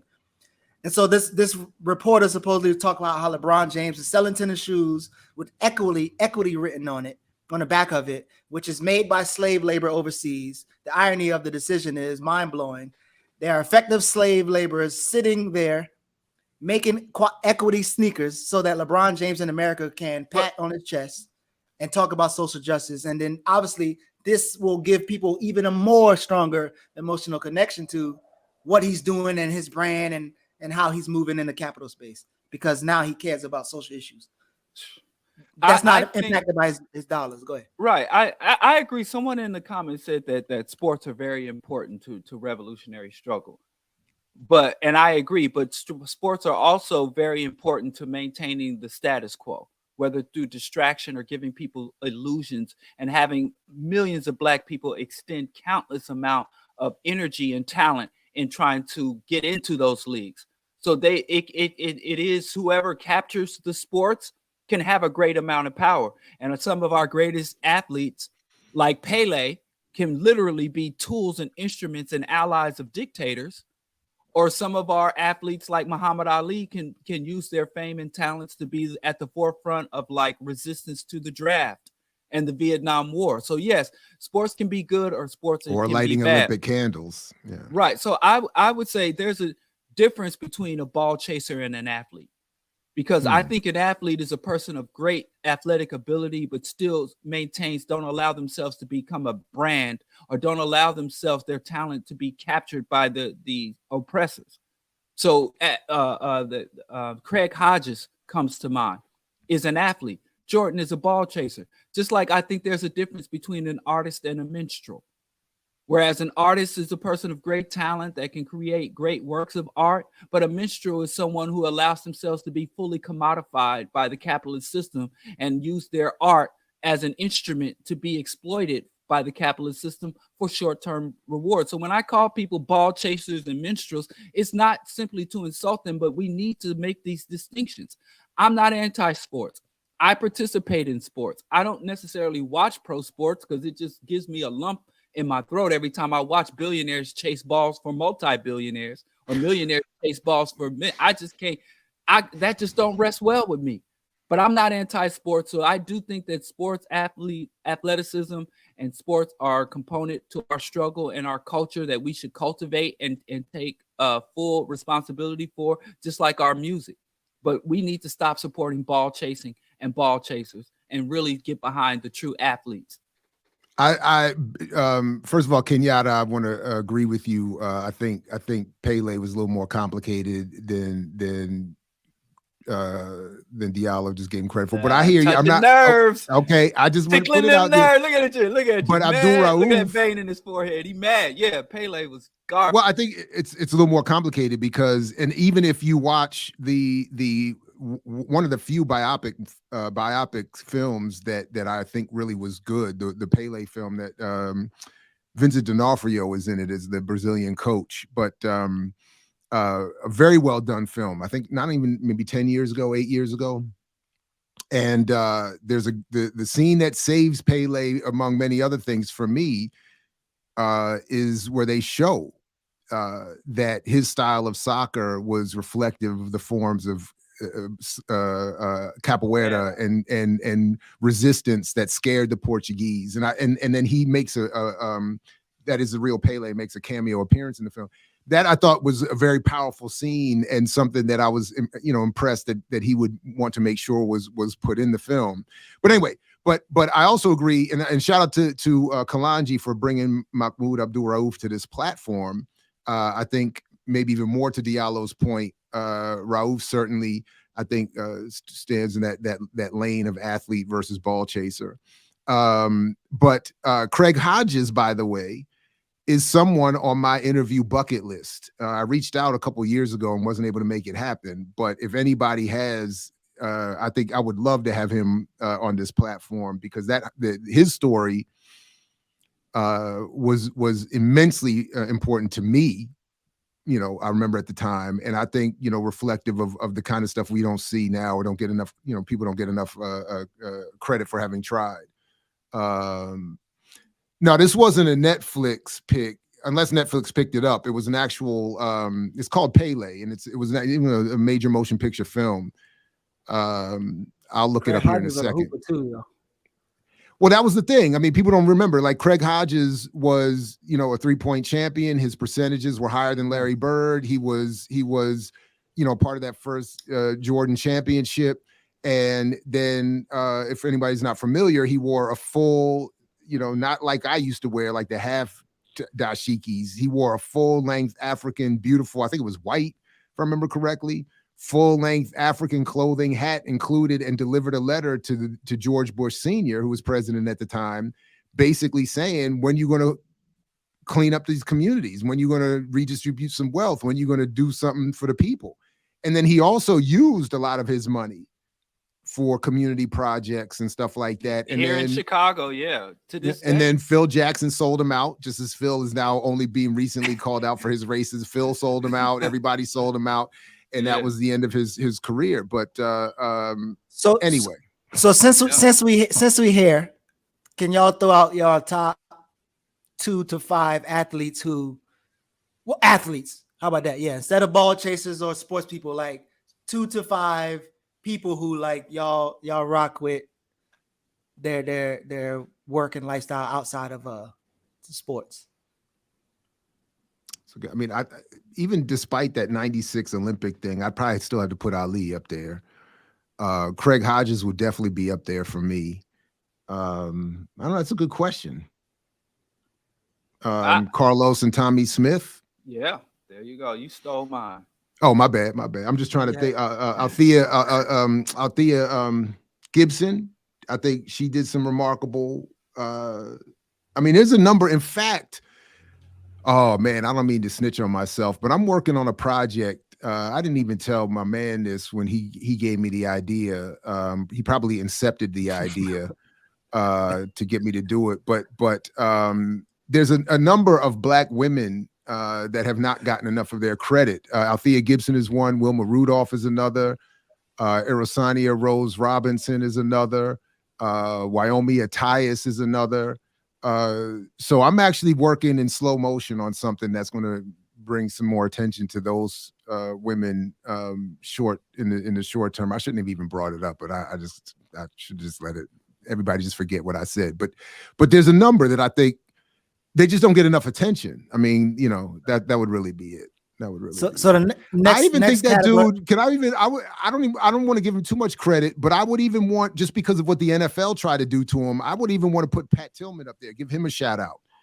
The NFL player that got killed in Afghanistan. By friendly fire from other SEALs, and was talking about how he had become critical of the war, how he felt tricked into his enlistment, and shout out to Kamal's favorite white man, how he had begun reading Chomsky and changing his politics, and then got shot by friendly fire, and then turned into a brand, a pro-war propaganda brand that even his family, I believe, had to take. Didn't they take the NFL to court over that?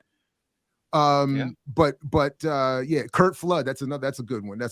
Kurt Flood deserves some credit, I think, too. Okay. You're right. Anyway, go ahead. Last two categories. Now do hip hop or R&B artists, and then also an actor or actress. I didn't even get to do mine. See, I had. Yeah, no. Go ahead. Yeah, go ahead. Yeah. I thought you said Tommy. My bad. My bad. Go ahead. Yeah, but yeah. I think that was good. If I had to say artist, let me do hip hop artist. MC Ice-T. Oh boy. Man. Nobody interrupted your list. Nobody was shading your list. So I'm gonna say, listen, that's a tough one.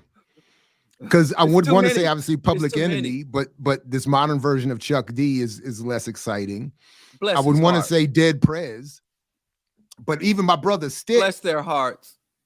But my dear brother Stick, please, I'm appealing to you directly on the off chance that you happen to see this. Please, humbly listen. Take a minute to hear what I had to say in our DMs about your boy Killer Mike.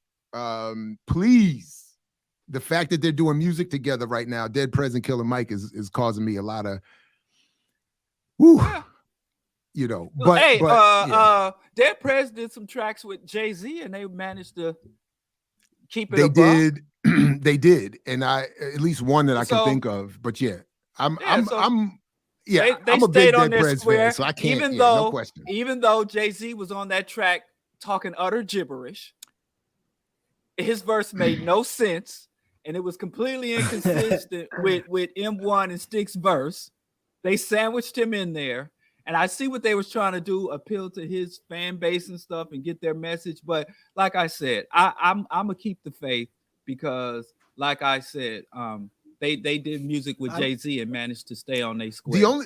The only flaw with No Name is that she was supposed to do a show on this platform, and that never materialized. So that's the only thing wrong with her that I can determine. She kept it a buck, man. She kept it a storm. buck. Woo! There's no just that one little flaw on her track record. Same thing with Wise Intelligent. The only thing wrong with Wise Intelligent is he has not come on here with me yet. That's it. Yeah. But other than what about Shay? Yeah. What about Shay Yoon doing that song with Talib and them?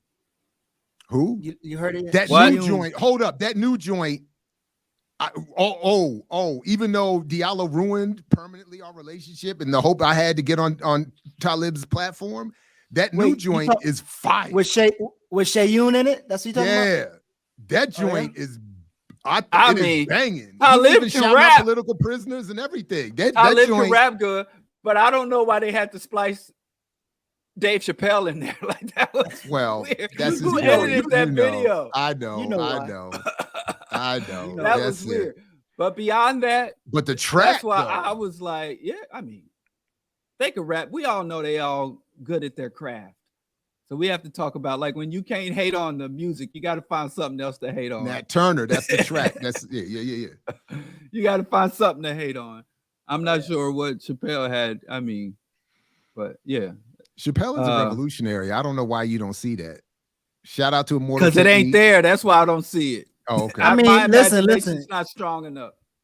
Well, I can't tell Ice-T. Huh? Ice-T and Chappelle probably on the same level in terms of their revolutionary skills. What? Man, Diallo didn't mean listen. That. I mean it, and I listen. MC Ice-T is I listen. Y'all just need to. So who y'all got for actors and actresses other than Belafonte and Paul Robeson? Who y'all got? Oh man, what's some good at? The whole cast of Southside. Man, shout out to man. I definitely co-sign that. The writers and whoever got that show whoever made that decision, this is for you right here. That show is the shit. And so everybody on that show, I'm with you on that. That is a flawless cast. Yes. Artifact. I'm thinking of Atlanta. Never Masterpiece. No. This is Southside. I think is way better than Atlanta. It's less cerebral, maybe. But to me, I don't know. No disrespect. I like Atlanta, but Southside was the best. Southside, that was. And I hate that they canceled that shit. Masterpiece. It is a masterpiece. It's just one season or something. Where's it? It's like 3 seasons. Thank you for the super chat, Franny French. Where's it at? It's still somewhere. HBO Max. Okay. HBO Max is like three good seasons of it. I had whatever. I had to wear the hoodie today because I got beef with the Stanford. I think them Stanford cats is so I'm beefing in these academic ideological streets. So I'm rocking a hoodie. I try to find a black one, but I don't have a black hoodie. So you see somebody ignore the pastel the color, but I'm gonna be rocking a hoodie. If you walk down the street, see somebody with a Stanford shirt on, walk the other way. On. Thank you, Jakati. Please define liberation for Black people today. Think your modern crisis includes the definitions we use or don't share. By the way, we should go through some of these super chats. I've been collecting them as we go. So thank you all for the super chats. Please define liberation for Black people today. Think our modern crisis includes the definition we use or don't share. I have to say, Black liberation is when Black people have collective ownership of all of the resources and institutions and industries necessary for not just our survival, for our ability to strive. That's the most root cause, because all the institutions and resources and means of production for African people are under the direct or indirect neo-colonial control of alien and hostile forces. So I think that is the root of liberation, even beyond the ideological and cultural components. That's material freedom. That sounds good to me. I have no problem. Thank you, Kenneth, for the super chat. Peace to you as well. I would only add having also control over the ecology that they're in, the environment that they're in. I feel like or control over ecology. Well, you sounded like Adam from the Garden of Eden. God didn't give you dominion over not necessarily restoration. Control, yes, I thank you. Yes, you're right. They should definitely respect for and restoration of the ecology. We can restore the ecosystems, and then thank you, Ito. The control. Brandon, thank you very much. So do we stay and fight to change the capitalist death cult? The revolutionary change we need will not come without major battles, and we are ready and mobilized for this. Wait, stay to fight? Where are you gonna go? Where we going at? Back to Africa. Planet Earth. Maybe we can hijack one of them Elon rockets. I mean, Diallo, you the one practicing plant imperialism, so you're gonna have to figure it out. But yeah, we need to fight the death cult wherever we are. And I have no problem with Black people repatriating or going anywhere in the world but just know that you're still obligated to make a positive contribution to the just aspirations of African people wherever you are. So go wherever you want on this planet. If the colonizers can go anywhere and set themselves up to live how they want to live, so should we as the colonized. But just know, wherever you go, organize. Thank you, Noble Brown, for this nice super chat. Tipping in for the ride to show. Even extra chocolate bread and circuses, all are bad all the time and equally empty. Right on. Thank you, Noble. Appreciate you. Kenyatta, thank you very much. In late RIP to the great athlete Tori Bowie. In RIP, Jao Seria, the lead singer of Wicked Sao Tome band Africa Negra and favorite of Afro-Colombians. Thank you, Kenyatta, for that shout out and rest in power to all of those folks. Yes, thank you very much. Welcome, Robin Black Hoodie, as a new member. Appreciate you. I think McYagermeister, thanks for the super chat, is holding up Tongo Ison Martin. I just heard from his mother, in fact, the other day. His mother is the original author of the Every 28 Hours report, if folks remember from some years ago, pointing to the frequency with which Black people are killed by police. So I'm assuming that Tongo's being held up as someone, a legit activist or artist, as opposed to the opposite. And then Franny French again, thank you very much. Diallo sweater look today. Right on. All right. Go ahead, Geechee. I'm saying, although the questions are great, and I think we should actually do more Q&A from the sessions at times. But if you are depending on tuning into YouTube and asking brothers what's the solution, you're probably not that serious about the solution. So you probably don't want to come and find the solution to all of your damn problems in the US and wherever else you at on a YouTube video. I disagree. Coming as the culture's mid-level thought leader, I do have the answers to all your problems. You don't got the answer, Sway. You don't got the answer, Sway. Romance. I got the answers. Romance, finance, nuisance, whatever you got a problem with, from the supernatural to the ethereal, holla at your boy.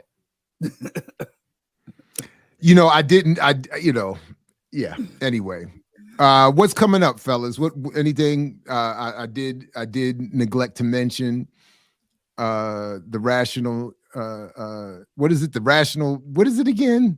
Rational radical. He just be over talking. He be over talking Skip Coon. I watched a little bit from the last show, and I think it is. This is actually, I forgot to mention. I thought of boy and girl when I was watching the two of you, and for anyone in the drug culture, they will know that boy and girl refer to cocaine and heroin. And I felt watching you and Josephus that's what I'm looking at. You the cocaine, he the heroin, just laid back, quietly relaxed, asking you to reconsider yourself, and you up there like, No. Listen. This is true about me. This is the truth. I took the full course at the Dale Carnegie Institute. Yes. On how to win friends and influence people.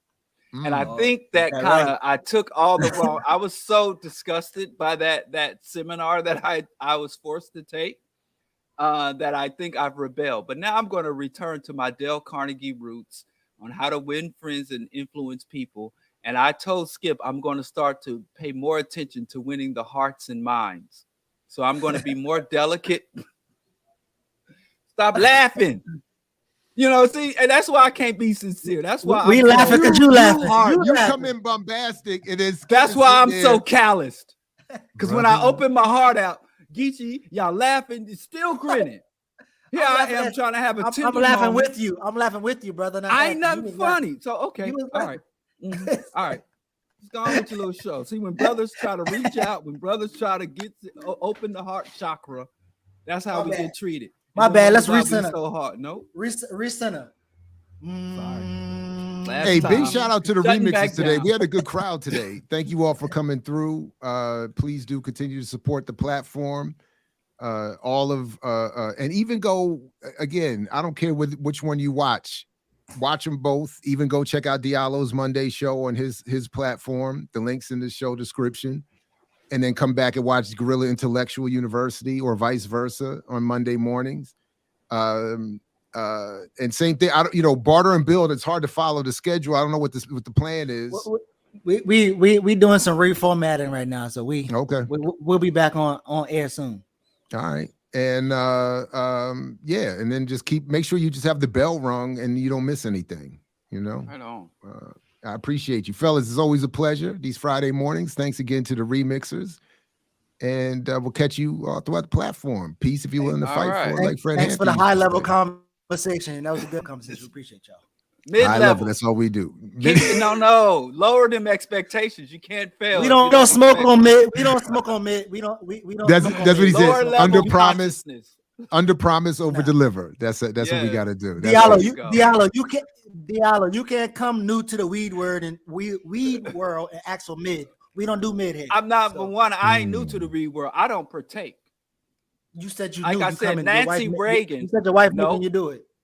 No, she told me she wants to. I said no. I just listen, Nancy Reagan. I still have Diallo, my DARE listen to drug your wife. awareness and resistance certificate from the 5th grade. Thank you, Nancy Reagan, for listen to your wife. Of substance abuse. Diallo, was she right about the wine? Go get you a nice edible. Was she right about the wine? Yeah. So what? Wine is legal. Oh, legal. Oh, you one of them. Yes. Oh, I see. Just say no. I'm gonna tell you like Nancy Reagan told me. No. Diallo gonna send us a cease and desist next. Now you're talking about legality. I'm looking to sue everybody. I'm suing everybody. People the African litigious community is real. All over the internet. I'm about to get paid. I'll be the money. We already got politics with Jared. So what you gonna bring to the table? I'm gonna be the culture thought leader. As soon as I get these lawsuits done up, like I said, I'm gonna just bring money, we coconut. got politics. No, we need muscle. Just make sure you have a I'm bringing cave Becky as capitalism your lawyer. That's all. Since you pretended to be over 6 feet tall, you could be the muscle. We got politics, we got money, and Geechee be the muscle. Don't bring no Africans into the courtroom. Y'all saw what Tank did. I thought we was going on with our days. Let's move on with the day. All right, fellas. Peace, everybody. All right. Top series.